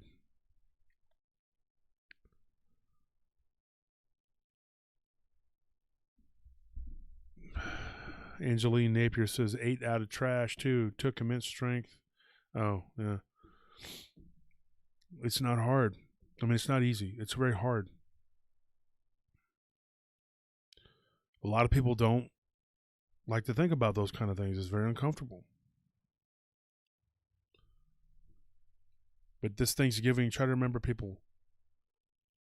Don't be like the guy that just drove by and let those people's car be. He didn't even bother. Because when it's your turn, what about the people who were working on you to help you live, to resuscitate you? What if they just phoned it in and said, well, this guy's doomed. Let's just let him go. He's going to die. Should have fought harder, buddy. Sorry. What if they did that?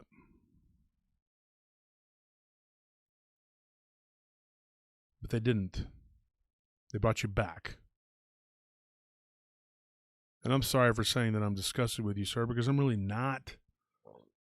It was just at the time, I was like, man, this guy really I was like, you really got what you deserved, bro. But you had a purpose and a plan. God always has a plan. There was a plan for you. Adam Ware says, I've been down that road. It's hard to come back from losing everything. It is, folks. I've lost everything more than once. But God always restores me. And He gives it back to me. I don't do it for that reason. I don't think, oh, I'm going to get it all back anyway. Even if you don't. One thing you could do to test yourself, and I'm going to say this, folks, is ask yourself this, and please listen to what I'm going to tell you, okay? And then I'll tell you a couple more stories. But if God took everything away from you, if you lost everything, if everybody you loved turned their back on you, you were homeless, living under a bridge, and you had nothing, and you were literally just wandering around naked with nothing, and everybody you walked up to, they spit in your face and told you to be gone, and they looked at you and they reviled you, would you still worship God? Would you still serve Christ? Would you still at least be thankful for being alive and for what you did have? You have to ask yourself that. Really stop and think about it. I mean, you have nothing. And you're no one. You're just trash. You're garbage to everyone that looks at you. I've asked myself that many, many times, and I've always answered to myself, yes. And the reason is because I know that whatever happens to me is my own doing. It is my own sin. It is my own karma. And then when you pay it, God lifts you up, and He puts you back where you need to be in this life and in the next. And in the next life, you paid your price. You're good to go. Now, do I do things so that I can avoid hell? No. Do I do things so that I can go to heaven? No. Don't think about those two places. What I think about is doing the right thing. What is right? And doing right for people just because that's the right thing to do. So many people, when they do things now, you know what they want? They want this. They want to, oh, attaboy.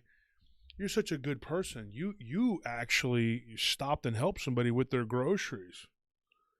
You donated some money to the St. Jude or to the puppy place so the animals will be okay, which is a good thing to do because I love animals just like the next guy. I want to help the kids who are those poor children. I mean, dude, think about that. That's, imagine being a child with cancer. But do you do it because it's the right thing to do or because it makes you feel good and it makes you look good? What are your motives? Because everything is motive. That's the key. And not everybody can understand what I'm saying, but what the story I just told you. That guy was so self-centered, no matter what, it just would not turn himself in. And now he's a paraplegic. I mean, dude. He was quadriplegic, and now he's a paraplegic. It's just a weird thing. I mean, and then he really believes he's going to, he doesn't want to brag or anything like that. But I mean, Brooks says here, the older I've gotten, Josh, I realize I don't need material things. I could walk out of my house now and leave it all. Not that I'm not thankful for what I have. It's not what it's about. See, once you come to the realization, those are the people who deserve it. The people that realize that it doesn't matter. That it really doesn't matter.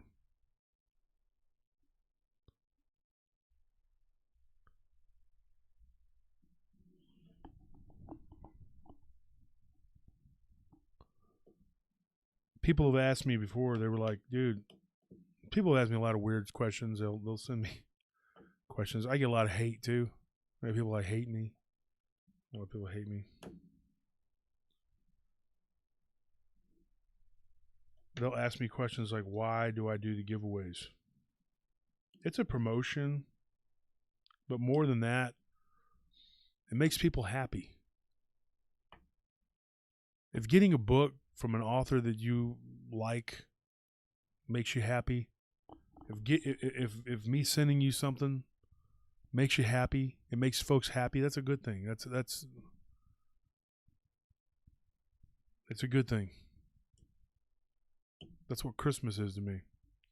Thanksgiving is the gateway to that. It's a time where you are thankful for everything you have. And then Christmas is the time that you give back. And I feel sorry for you if you don't get that. Everybody loves Halloween. You can dress up and you get free candy. Yay. How hard is it to celebrate that? That's easy. That's why everybody loves Halloween. It's awesome. Self-indulgence is great, isn't it? Thanksgiving, you get to eat a bunch of food, stuff your face. Oh, yeah, and then we give thanks too, kind of. Christmas, ooh, God, oof, ugh, man. It's all commercialized, man. They're already promoting Christmas back in Thanksgiving, and let's get to Thanksgiving first for Christmas. Why? Why is that? What's wrong with beautiful lights? What's wrong with giving? If you have $10, then you take $3 and go to the dollar store and buy 3 people you care about a gift. Or do something for them. If you're broke, one year I was broke. I had nothing. So you know what I did? I did things for people. That's what you got to do. John says Halloween got destroyed by COVID. Not around here, it didn't. I saw a lot of people celebrating it and having a great time. Nothing wrong with that. I'm not one of those people that hate Halloween. I'm willing to put it in perspective and go, okay, it's not, everybody's like, oh, it's evil, it's satanic, or they just love it and they worship it. There's a middle ground there. You can enjoy it. Robin says Christmas can be exhausting for women. It's exhausting for me. I get exhausted at Christmas time. If my nephew was in here, he could tell you what I go through. He could tell you. Scorpions, if he's in the chat, he can tell you what we go through. How many steaks did we give away last year, Anthony? I think we bought, as a group, we paid, I think, $2,800. And we gave out steak. This year it was New York strip, wasn't it? Last year it was New York strip. Year before it was ribeye. Year before that it was T-bones. And we give away hams. I'm not telling you this so you can be like, oh, this is a great guy. That's what everybody should do, because you have the money and the ability to do it, because when God gives you that, that's what you do. If I won the lottery, dude, folks, me and Barton talked about this one night. I would give away so much. Dude, I would give so much money. I just need my part to live. And then the rest would just be to help people, to give, to do things for people, help them fulfill their dreams.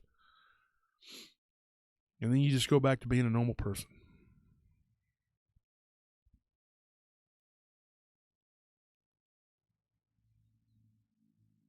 People don't do that. Let me give you another story.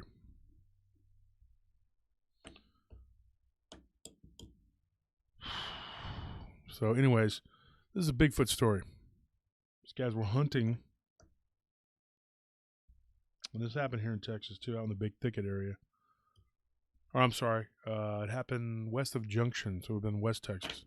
I'm getting to them mixed up. And this was at Thanksgiving. I think it was the night of Thanksgiving or the night after, and they were out hunting. And they literally, this is going to take a little bit. This isn't no little short deal. There's the two guys, they went hunting, and they're actually, I know them through another person that would hunt with them. And they go all over hunting, you know, but November, it's real big, you know, it's big hunting season here in Texas. They went out and got dropped off, hung out together in a deer stand.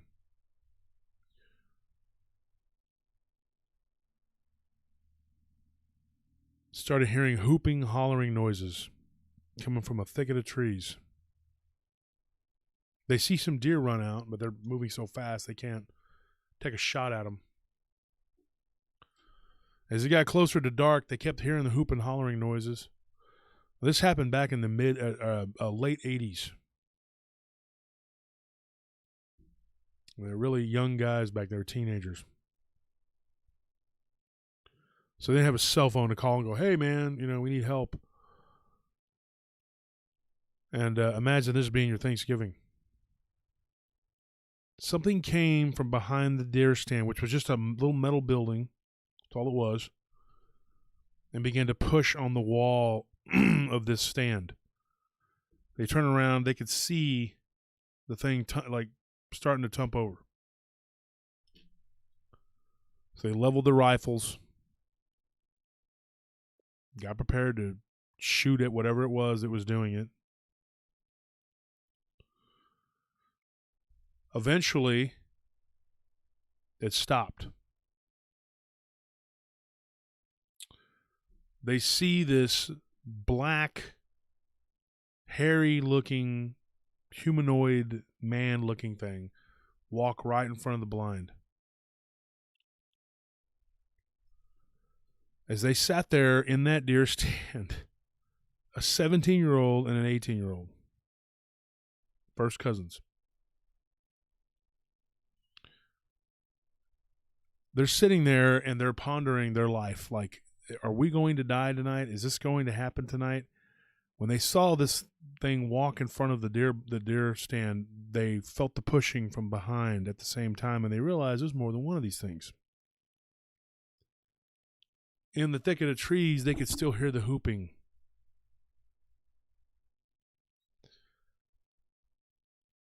They had their encounter with what they believe was Bigfoot. The face was a very flat nose, a protruding jaw, protruding brow ridge. Said it looked almost like a more hairy version of a caveman. About 8 feet tall. They were too afraid to shoot at it because they thought if we shoot it and we wound it or we don't kill it, what's going to happen? To these other ones going to come in. Eventually, the back part of the the shed, glorified shed is what it was, got pushed in to the point almost to where it was touching them. To where there was only about 1.5 feet, maybe, on one side, and they were like actually separated. And this went on. They got pelted with rocks. And all they could do, one of them that was in front of the opening, just laid down on the ground and just laid there. And he felt something reach in to grab him, picked him up from his backpack, and began to try to pull him through that opening. And his friend had the foresight to take a shot at it. Don't know if he hit it, but it dropped his cousin and took off. Then they heard the shrieking and the screaming. At this point, it was dark. Now, their uncle, who was supposed to come get him, was drunk. He'd gone off to his deer stand and drank and went to sleep. Eventually, these things left after they shot at him a few more times. Uncle Bud, that's what they called him. He's deceased now. Eventually drives up. Deer stand's all tore up. What the heck happened? Did a buck attack it? No. We've been sitting here waiting for you, being attacked by hairy creatures that look like quintessential Bigfoot. I don't know what I would have done to Bud. The 17, 18-year-old me probably would have knocked him upside his head. Leave me there to die, Uncle Bud?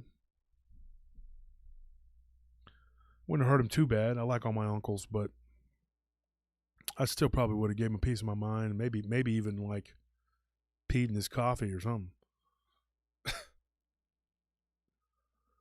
Anyway, the one guy, Brian, he told me, he said, dude, it was the most terrifying night of my life. And still to this day, he gets nightmares. He's a few years older than me.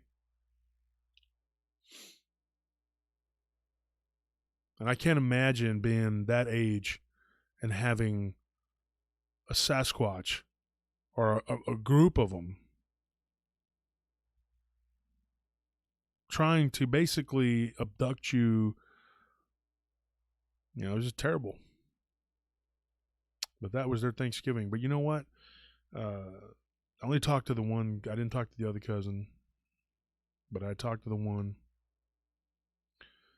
And he said that, you know what? It makes me, I don't dislike Thanksgiving. I just think of being thankful. I'm thankful to God that I didn't die that night. He's like, I've had a horrible life since then. I've been on drugs. I've been on booze. He goes, I've had to freaking get, what we here in Texas call the Lone Star card, which is like food stamps. His wife cheated on him, ran off with his kids. He was driving a truck. He wrecked it. He's been to jail.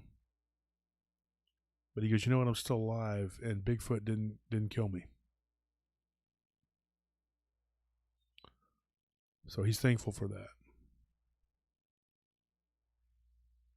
Bigfoot, I don't know. I'm supposed to believe that it's some sort of like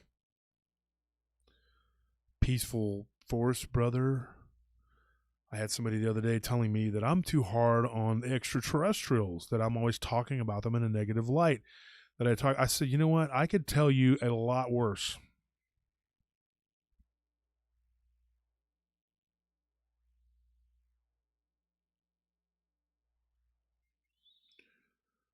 I could tell you a lot of things that I don't feel comfortable with talking about, especially when it involves the reptilians. I think they're cold. I think they're callous. I think they're evil. And I don't look at Bigfoot as our peaceful forest brother. I'm sorry. And I don't look at Dogman as a peaceful forest, the wolf people.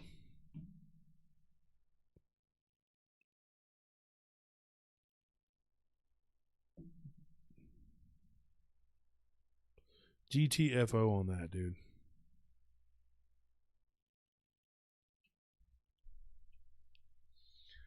IDGAF. Okay. What you think about that? I'm not going to sit up here and listen to this nonsense about how they don't hurt people, they don't do things. You let your little kid go out and play. They're fine. They're just peaceful, loving brothers. Peaceful forest brothers. Humans better love us, or we're going to kill them rotten mothers. That's what I think. They're bad. I don't get many stories of them being peaceful. I had a story of somebody trying to hand one an apple, and it grabbed them by the arm and tried to bite them when they were a child. And they're able to crawl up a tree with this thing right underneath it, trying to knock the tree down to get to them because it didn't want the apple, it wanted them. Cannibalistic giants. You're never going to catch me going out in the woods by myself to go look for the wolf people or the space brothers or the forest people, because that's not what they are. What are your plans when you find it? I got a lot of friends that do it too. I'm not bashing you. I mean, I feel I'm scared for you. I worry that something that you're going to find it. I hope you're prepared.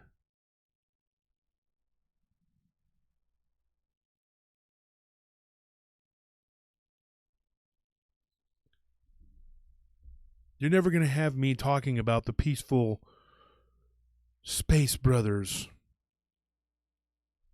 because they don't exist. That's why. Monster Radio says, I keep telling people there's a lot in a name. Look at the meaning of the names given to them by the native tribes. Most of them are not good. That's right. Head Ripper. You know?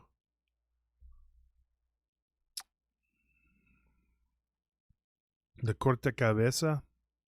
The head chopper. What do you think these things come from? Somebody try to argue with me about these flying reptile thingies that they're not bad. Really? Try talking to the natives about that. Ask them what they think. Oh, they're just ignorant people who are scared. They're not full of modern technology and they don't have the kind of thoughts that we do. Thank God. Thank God that they're smart enough to get away from them. Somebody told me the other day after the Wendigo special, and this isn't you're not a bad person, sir. And you know what I think because I told you my response. You said that the Kushtaka were good.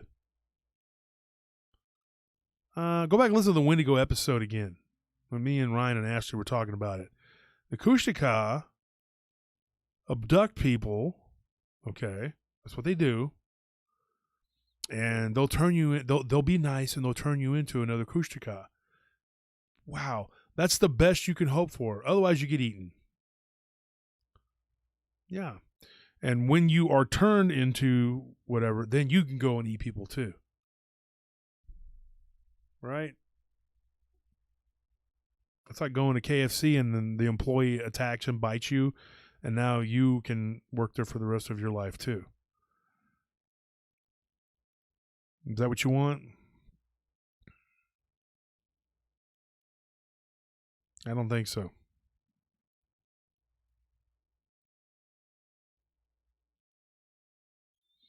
Tracy Converse says, please, Josh, tell us something about the reptilians. They rape. It's very common. Very, very, very common. I mean, I said it because I think it needs to be heard.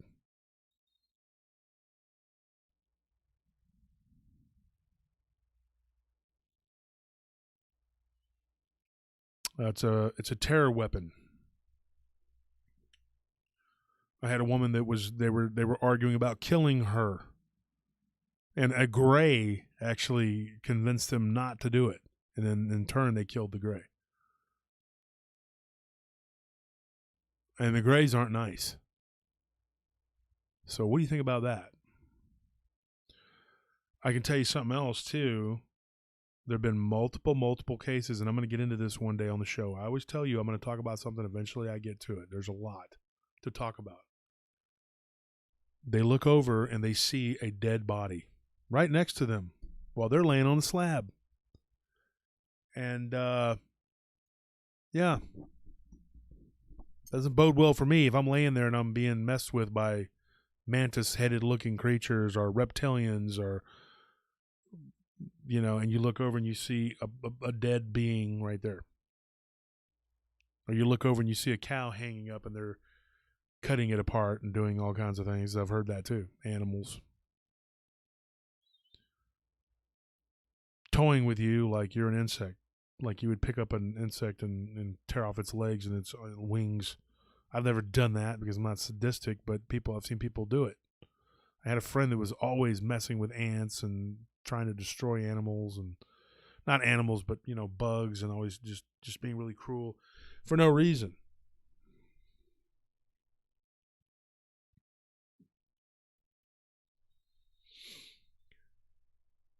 So, I mean, I think we need to get over all this peaceful brother bull crap. And you come here, I'm going to tell you what's going on. I'm going to tell you the truth. I'm going to tell you what's happening. And we're not going to do this bull crap where, oh, well, if they wanted to hurt you, they'd hurt you. Well, yeah, they just didn't want to. Yeah, oh, that's what's going on. Yeah. Dude, jump off a bridge, dude. All right? Nobody, shut up. Shut your freaking lying mouth with your agenda, sir. Okay?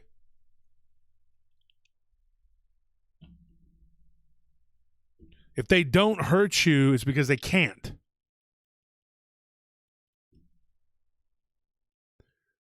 There have been times I've walked by wild animals and I saw them and they saw me and they thought about it and they thought better of it and they said, well, there's easier prey. Maybe I'm not hungry.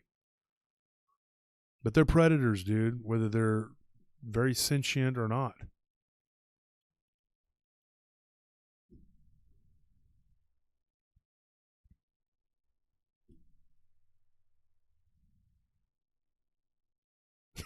Monster Radio says, just wait until they start using cars and computers. Okay, P. Pyrus. The point is, folks, is that they're not. I'm going to end this tonight. I'm going to tell you something with a Dogman story. This is a Thanksgiving Dogman story. It seems weird going into December that there are a lot of encounters with Dogman, Bigfoot, all kinds of stuff. I don't know what the window is for that. I don't know why it's that way.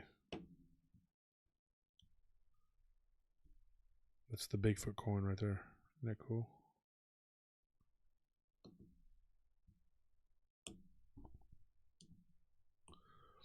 How many of you wear necklaces? Raise your hand. So I was thinking about getting some necklaces made up with the PRT logo. Would y'all buy them? Because the logo is pretty cool. I mean, you know, if you look at the logo, this is one of our hats right here. It's pretty cool. You got the dog man, you got the zombie or whatever he is there, and then you got the Bigfoot and the UFO.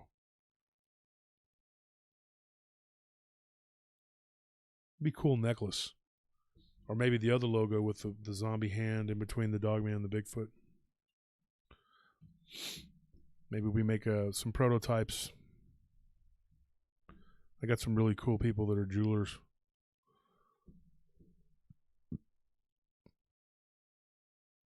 Thank you, Eric Garcia, for that donation. I appreciate it. It's greatly appreciated. What would you pay for a pendant? Let's get the pendant. Maybe the first 5 that we make we'll give away.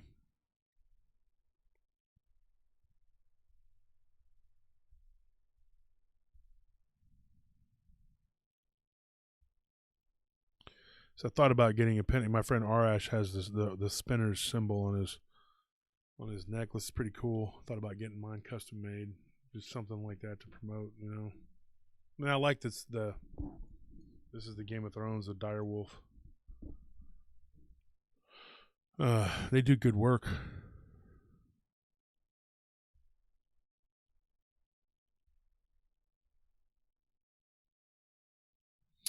Anyways, moving on.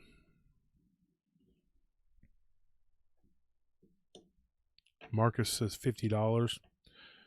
We could probably get those pins made for $50. I don't know. I have to look. Would it be cool if it was this size though? Like that? This is the werewolf one. I don't know if you can see it. We're giving these away. And we're going to do it right now, actually. How about you, James? James, pick somebody from the chat right now.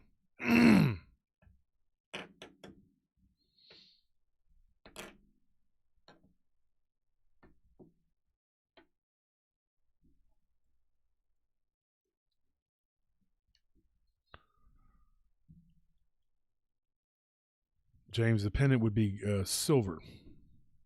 Gold is like $2,000 an ounce. Nobody would be able to afford them.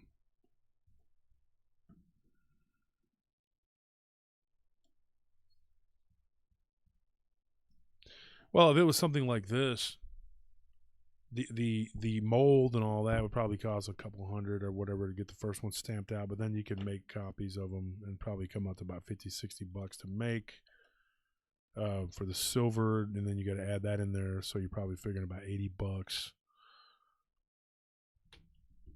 I think it'd be cool though to have a necklace of that, of the PRT logo. And now we have all the different colors. See, this is white on black. Thank you, Amy, for that donation. Appreciate it. Barton, are you off tomorrow? Hopefully they don't make you go in and paint on Thanksgiving. Surely not.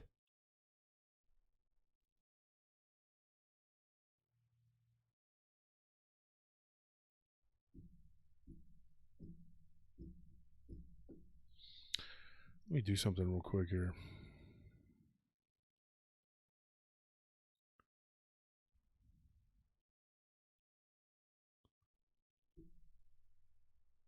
Keith Van Rensselaer reminded me.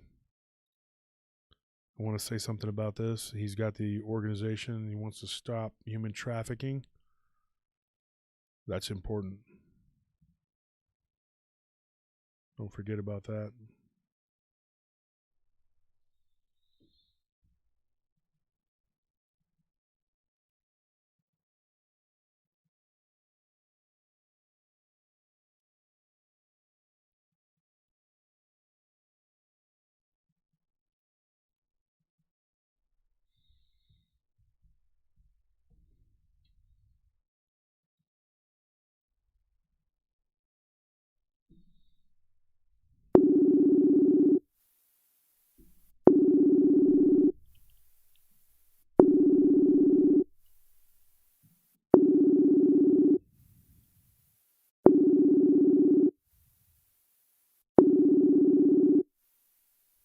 I wonder if we can get this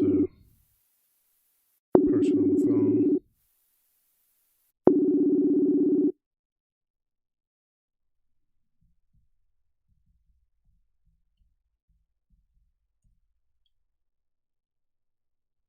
I want to put him on the phone.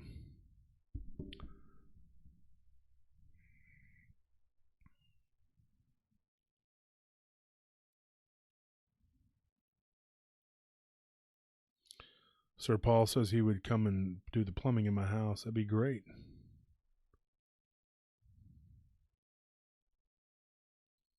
We have to fly you out here, Paul.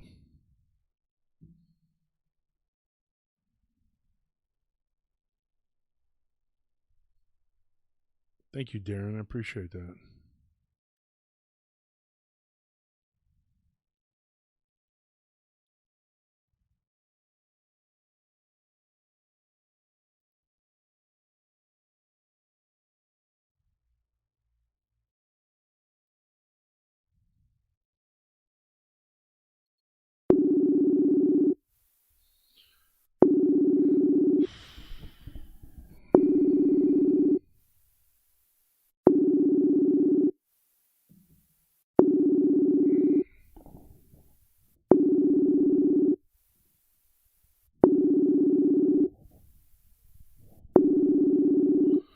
Okay, so I got another idea. So James Estrada announced the winner on the chat.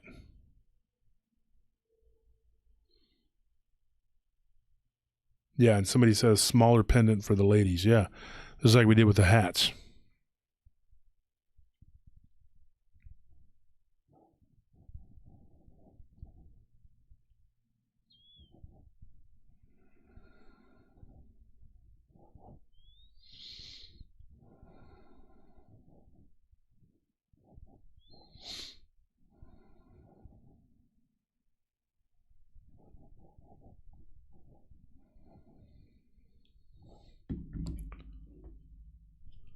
Somebody said, when do I start building my house? Apparently never. I'm trying to get this done, and it's become like a freaking nightmare with these people, dude. There's been so many things that happened. One of the people that was supposed to be helping or get the paperwork together, their office got flooded. It's been one thing after another. We have the land. It was supposed to start at the end of this month, like on the 29th. I don't see that happening. I don't know. Hopefully we can get it done. We can get it going in December. It's the off season. We can get it built faster that way. Said it could take about 9 to 10 months.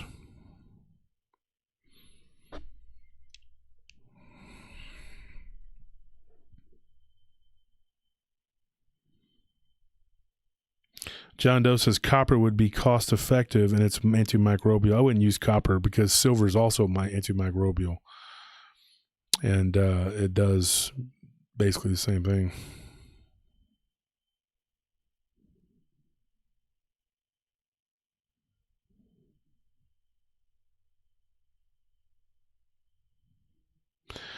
I kind of agree with you, Elastic Machinery, about collecting and trading in small denominations, but if you get silver bullion, like in bricks, you can always like have somebody cut it into pieces, or you yourself can do it.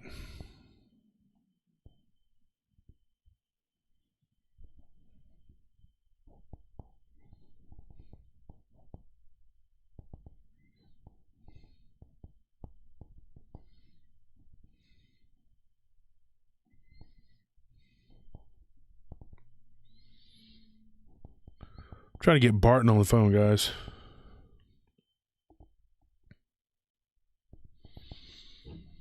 I wanted him to talk about something. He said his phone's almost dead. I said, there's no excuse. I hope everybody enjoyed the Wendigo episode. We're going to do it again on the part 2 on Friday. That's a couple days from now, so you'll get that. And then we're thinking about doing a show possibly on Saturday. We don't know yet. We're thinking about doing one. A live, because I know Thanksgiving weekend is just kind of like just there. You know, a lot of people are off and there's not a whole lot going on. And how would you guys feel about doing a Saturday night Thanksgiving show or a post-Thanksgiving show? This is the pre-game Thanksgiving. And I could tell some stories on there. Maybe I get somebody on here to talk. If I can get a couple people to come on. I got another one, though.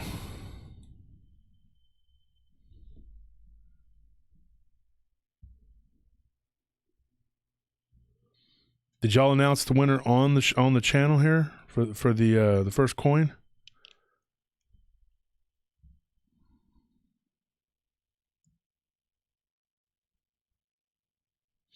Amy is the winner.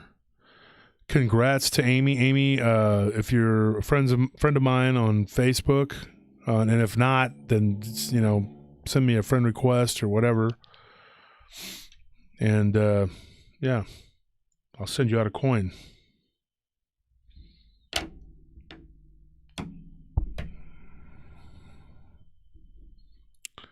Not only will you get a coin, but you'll get an autographed book. How about that? These are 1 ounce silver coins, solid silver.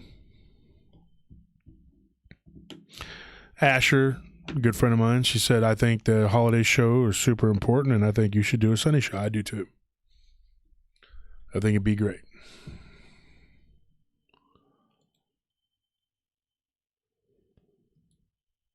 Let me try this one more time. If any of you can badger Phil Stern, get him woken up. He was supposed to come on and talk tonight, but I wouldn't hold my breath. He's got a weird schedule when it comes to this time of night compared to ours. Let me do this.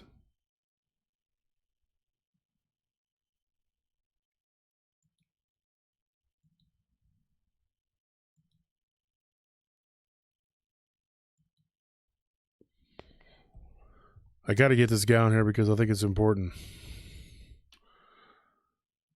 I think y'all need to talk to this guy.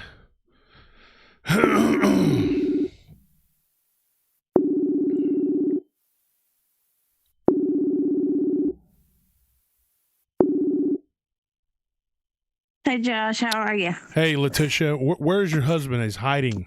He is outside. Hang on just a second. Hang on. He's trying to hide from me. That's Letitia Nunley, folks. This is Barton Nunley's wife. I think he's trying to hide from me, too. Hold on just a second. Is he? Hey, baby. It's Josh. Oh, I should say, what's going on, Josh? Hey, man, I got you on the live. I know you tried to run away. Oh, you do? Okay. Run away and hide from me. But no. The reason I got Barton on the show. My phone didn't ring at all. It's strange. My phone didn't ring. I've been sitting here watching your show for like 2 hours. You need to get another phone. We keep talking about that. I'm going to send you one for Christmas. Great show. Yeah, that'd be great, man. Along with something Happy else. Happy Thanksgiving to you and to all the listeners out there. Happy Thanksgiving to everyone. Yeah. So, folks, here's the reason I wanted to get Barton on the show. Barton is writing a book. Okay, Barton, tell them about your book. Well, it's the story of what happened to my family back in 1975 when I was 9 years old. Mm-hmm. So we moved into this isolated farmhouse in the bottomlands of Henderson County, which is western Kentucky, and basically spent the next 11 months getting terrified by big hairy creatures. And these creatures killed all of our animals, every single one of them, except for our 2 dogs, which were smart enough to run up underneath the house every time the things come near. So, yeah, so that's what the book's about. And I'm just going to put everything in there. I've never written a really detailed account. I've written a little bit about it in each book, but not a really detailed account. So that's what it's going to be about. And Barton has been kind of stalled out a little bit. You said you've had some issues. Yeah, well, it's just basic life in general. So, folks, what we got to do is start pressuring Barton to finish this book. Because it's going to be one of the greatest books. Believe me. All of Barton's books are absolutely fantastic. Hey, thanks for saying that, man. Hey, thanks. I appreciate that, Josh. Yeah, and if they weren't, I wouldn't say that. I would just be like, your books, I'm not going to sit up here and blow smoke. I'm not going to lie. I like your books. You did a good job. Inhumanoid's still my favorite, but Mysterious Kentucky, man, I'm telling you, that's an awesome freaking book. Thanks. I appreciate that, Josh. Yeah. And it's a real honor to know that I've written the only book that you've ever read twice. Yeah. So that's a big honor for me. Yeah. I almost got through Alexander the Great, the generalship of Alexander the Great twice, and then I got let out. So I wasn't able to finish it. But anyways, that your book. So I really want people to encourage Barton. Don't aggravate the guy, but let's make sure that he knows that we want that book out. It's the Spotsville Monster, right? Right, the Spotsville Monster, true story. Yeah. I've been working on it for a couple years now, and I'm hoping to have it out beginning of next year. I really just got to get my nose to the grindstone, and because I promised a lot of people, and I was going to write that book, and Dad in Mysterious Kentucky 3. So, yeah, I got 2 more. I think I got 2 more books in me that's nonfiction, and I'm just going to go to something that makes a little bit more money, which would be fiction, which I have a lot of characters and stuff and ideas that I came up with back in high school that I've really done nothing, comic book characters and stuff like that. So, I think I've got 2 more nonfiction books in me, 40 in books, and then I think I'd probably be retiring from the field. Yeah, but you're going to be there for the Dogman conference when we do it, though, right? Right. Yeah. Mm-hmm. Yeah. Sure. Yeah, because we're going to try and get you. Ken and Lyle have already committed to it. Ken Gerhard, Lyle Blackburn, and Right. you and David It'd be great Weatherly. to meet you guys. Yeah, and Nick. My black hat brothers. Well, you're always teasing them though about their tiny hats. They got the tiny hat black because Barton wears a black hat rock too. And roll, you know. Yeah, you guys are all. What's really weird too is like you, David Weatherly, Nick Redfern, Lyle, and Ken are all the same age. I think you're all within like a year of each other. Yeah, all of y'all are all the same age. Y'all were all rock and rollers, all you guys. It's crazy. Right. You're all authors, and you know you're all about the same age, 55, 50, you know, whatever. But you guys, it's really weird. I mean, and you're all authors, and you're all great authors, and I don't know. It's kind of uncanny. I appreciate you saying that, man. And it means a lot to a writer to know that his work's being enjoyed by so many people, and that really humbles me. Because I figured no one would even care what a hillbilly from the bottomlands of Kentucky, a river boy, would even care what he had to say about anything. But evidently people have really the books have been well received. So I'm really pleased that so many people are enjoying them. Hopefully they continue to, and we'll enjoy this next one. Personally, I think it would be the best. It's already what I have done is the best that I've ever written. So we got somebody on the chat, Barton, that says that Crystal Cooper says, Wolf, can you please talk more about werewolf entities that show up in bedrooms? It happened to me when I was 9. I thought I was the only one who experienced that. No, that's actually more common than people would believe. And not only with the Dogman, but just any other type of inhumanoid, whether it be Bigfoot or some other kind of creature, just shows up at the foot of the bed one night. And, it just goes to show the true nature of these things. So there's nothing that can walk through walls that's any type of flesh and blood creature or manifest in your living room. So that goes to show what these things really are. They're not some flesh and blood, purely flesh and blood, biological, physical entities all the time. So, and what do you think about this whole? There are wolf people. There are forest brothers and sisters. Do you believe in that?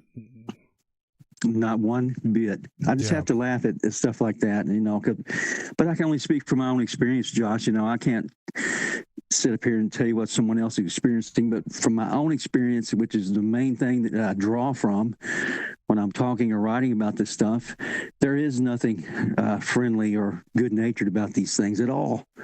People say they're shy and retiring and they don't want to be seen. The so-called experts all tout that, but that's funny. We have just hundreds of miles of bottomlands here in Kentucky alone. 3 major rivers run through here. So these things could disappear into the woods down here, and no one ever would have seen them, but they didn't choose to do that. They chose to come and harass my family and kill all our animals. So I don't pay much attention to people who say that they're friendly and our furry forest friends and stuff like that. I can't put much credence in that. I don't discount stories out of hand, because one story is just as good as the next if it's true. But from my own experience, there is no furry forest friends around, that I've ever encountered. Every one of my encounters have been scaring.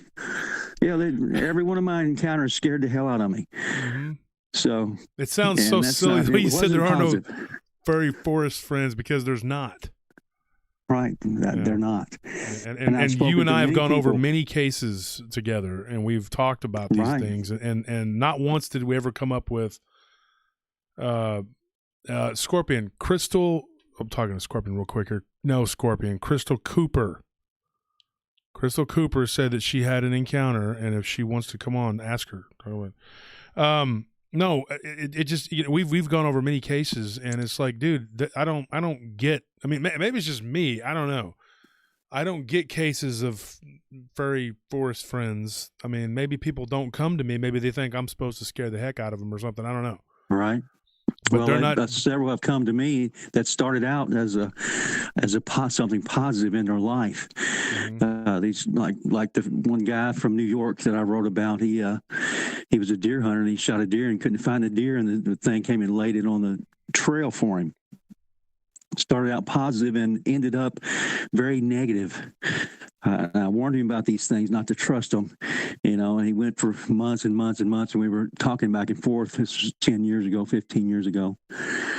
And, they were doing stuff and manifesting stuff, and it just accelerated. Everything accelerated, and they turned on him at the very end when he finally realized what they were doing. And they were leaving messages in the snow outside his house, and his wife didn't know anything about it. And he was trying to keep her from, having to worry about stuff like that. And he found an old medicine wheel on his property, up in the hills of his property.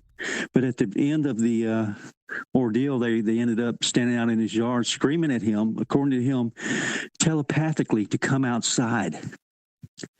And he said it was all I could do to not open that door. So I walked to the door, grabbed the handle, and I knew what they were going to do to me. They were going to kill me. I knew they were going to do that. But still, I walked over and grabbed that handle, and it was all I can do not to open the door. But he said, "You were right, Bart. That you're exactly right. What these things are, they're not friendly." So everyone has their own experiences, Josh, but mine are all negative when it comes to these things. No, mine too. I don't really have many. And then the stories I get aren't. I mean, you don't get many stories that are nice and good. Right. I had a story that somebody had sent me, and if you want to call it a positive, I guess it could be a positive, but the guy was walking home from his friend's house, and this happened in, oh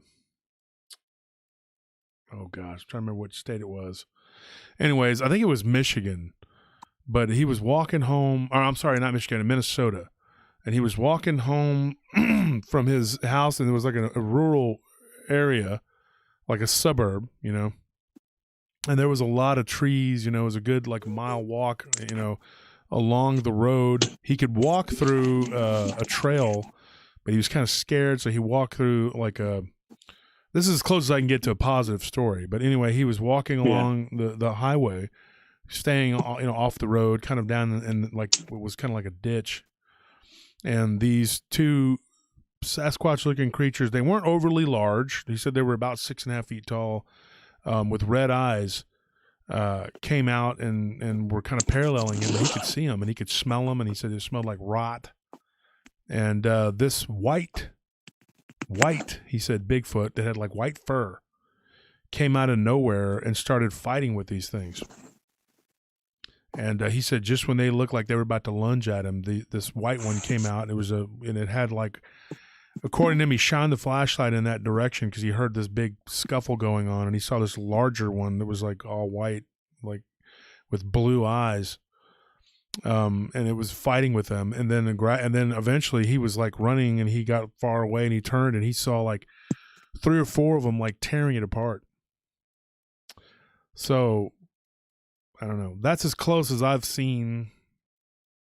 And then my wife had an experience with one that was white when it was small, and it wasn't really. It was just benign. It wasn't really peaceful or good or bad. I think it was just there. And so I've gotten a few reports, of them just kind of being benign or just being there. I don't know that one was saving him so much as they were just fighting because they were probably territorial and they were different species or what. But considering that one of them had white fur with blue eyes and then the other ones were dark with red eyes, that had to have been 2 different things, But the guy does believe that he was saved by that, but it wasn't, maybe not intentionally. At least I don't think he was intentionally. I think it was just, they were just a territorial thing, and he was, I think he was going to be stalked and killed. Right. That's my opinion, and people can argue with it all day long. But well, the stories are 2,000 years old about these hairy, giant hairy cannibals. So it's not like the notion that these things do that is new. But I think that, at least to me, if at least one of these things shows some type of paranormal qualities or abilities, then every single one of them must at least be suspect by association. Mm-hmm. So I suspect that all of them are of the same nature, of course, but that's a logical conclusion. But people argue with me all day long that they're only natural flesh and blood creatures who are somehow so much smarter and more intelligent than we are, that they can evade capture or classification for thousands of years, yet so stupid that they would stand on the side of the road with the car coming, and instead of just waiting a few seconds and waiting for the car to pass by and walk across the road, no, it walks right across the road in front of the car. Now, how do you explain that paradox? Mm-hmm. Yeah. I mean, there's a lot of weirdness involved in these things. I got a story. 80% of the reports are of simply Bigfoot walking across the road in the headlights. Mm-hmm. So, how do you account for that if these things are smart enough to outwit us at every turn? Yeah. Yeah. I do believe, that a lot of the reports we get coming from your area are they live underground. I believe that they come from the cave systems. The cave systems that's got to be what it is. Right. I've often theorized the same thing, because Mammoth Caves is the largest underground cavern system in the world, and it just radiates out from Kentucky like the spokes of a wheel, and they're still finding miles and miles every year of new passageways. So, what if all these things originated right here under Kentucky, and they just went to other parts of the country, over the centuries? That's as good a theory as any right now. Yeah, there's caves all over the place out here too. Right. Which makes sense why people see them. And I think that the reason that they ended up over there where I'm from is because of the livestock and all the farms and ranches out there. It just gave them a buffet, all the rural. Right. Well, here's the strange thing about what our livestock that these things killed. You would think that an 8 to 10 foot tall creature, when it kills an animal, it would eat all of it, right? It would need all the calories that it could possibly consume in a day to keep its huge body mass going. But these creatures did not do that. They only harvested the internal organs, the eyes, and the tongues of the creatures, and left the meat and the rest of the carcass laying there, and nothing would touch them. Flies wouldn't land on them, vultures wouldn't land. Turkey vultures wouldn't have nothing to do with them. Nothing would come close to these dead carcasses. So they would lay there for months, before they would finally rot away. But yeah, it's just crazy, yes. Crazy stuff. I mean, when you talk about it, people think you're crazy, but it's it's really true. I know it's true because I lived it and saw it all myself. And it's not something that I've read in a book countless times or watched on TV or something. It's something that I've actually lived through. One of the ranchers out here near a town called Giddings, there was a flap a while back that happened, and this guy reached out and he said that they would find their calves torn open and only like the liver eaten, weird right. Stuff like that. I mean, just taking like certain parts of the animal and just leaving the rest, and like you said, nothing would touch it. Right. Well, these things here, now nothing was torn or rended like a wild animal. Every opening in the creature's body or the dead animal's bodies looked like they was surgically done, with a very sharp instrument. So all cutting and no tearing. And I examined a couple of these dogs myself, so I know that's true. It didn't look like anything had tore into them, but rather that they'd been sliced open. Yeah. That's crazy. Well, Barton, I'm going to let you run because I know, and I'm glad that you got tomorrow off. Hey, I'm off till Monday. It's like a 5-day weekend for me. That's awesome. I can't believe it. So what are your plans for the weekend? You going to have the grandkids or what? Yeah, well, probably so. But we got, family visit and stuff like that. But I don't have any real important plans for the weekend other than to relax as much as possible. Yeah. Oh yeah.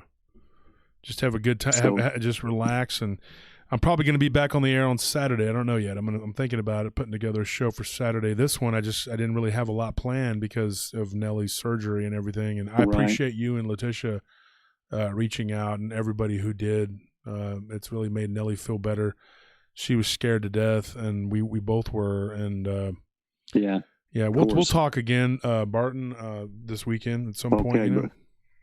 Okay, brother. It sounds good to me. And like I say, happy Thanksgiving to you and all your listeners. And we're praying for Nellie's speedy recovery. Thank you, Barton. I appreciate it, man. And God bless you and Letitia. Thank you so much for being friends. You're welcome. You. God bless you too. Happy Thanksgiving. You guys have a great night. Happy Thanksgiving. Thank you. All right. Bye-bye. Bye-bye. So that was Barton and Letitia Nunley. Somebody asked about Sal. Unfortunately, Sal passed away from COVID. And,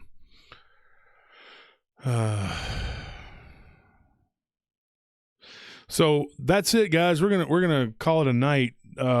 Crystal Cooper, get with me about your story.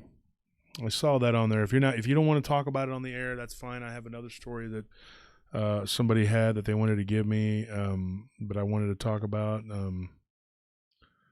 But we'll see what happens. Maybe we'll do one. Maybe we'll do an episode on Saturday, guys. Let me know right now. Would you tune in for a Saturday show? Let me see if I can get some people here to let me know.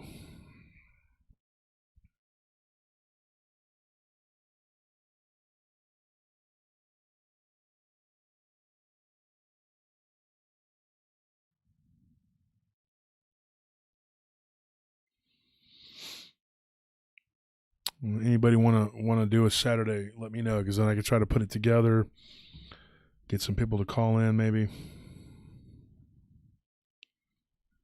But as long as I know some people will show up. Robin says probably.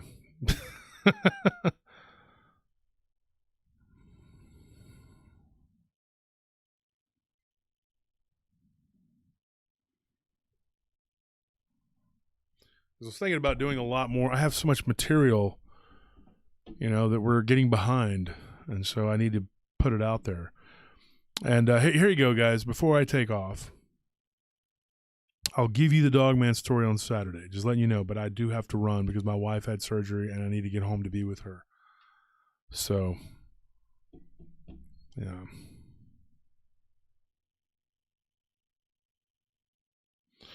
All right, guys. Well, we're gonna wrap this up and put a bow on it. Appreciate everybody that was able to. I didn't really have anybody planned. I wasn't sure I'll be able to get anybody because I wasn't trying. I just had to do the show, and I didn't do it yesterday. And my wife was very adamant that I come up here and do it tonight because I was all about not doing it. And she's like, "No, the show must go on." She's a real trooper. Sometimes we argue. Sometimes we're not. Nobody's perfect. Nobody has a perfect relationship, but she has made my life a lot better, a lot easier. I got somebody that cares about me, helps me take care of my blood pressure, and encourages me. She encourages me to go to the gym. She says, "Don't be lazy. Go. Do what you got to do." She's like, "I want to be with a hot dude, okay? Not some flabby guy, okay? Get in there and hit the weights, all right?"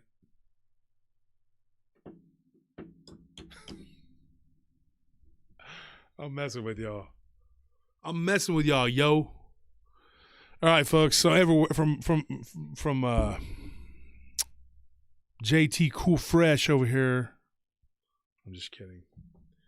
I'm not even cool and I'm not fresh. But anyways, everybody, I hope you have a happy Thanksgiving. We'll be in touch. If you want to come on the show and talk and tell your story, let me know and we can talk about it. I can't guarantee it, but I'll talk with you about it and we'll see what we can do. And it says blinked. Okay, there we go. So what we got to do is talk about it, and we'll see what we can come up with. All right, but happy Thanksgiving, folks. Anybody wants to tell me your story or have your story told, get with me. Josh Turner at prtpodcast.com or through Messenger. If you want to be friends on Facebook, let me know, because I have a huge list of people who want to be friends and I don't know anything about you. So you got to let me know if you want to be friends, then you're a listener of the show. Let me know. Okay, guys, I'm going to get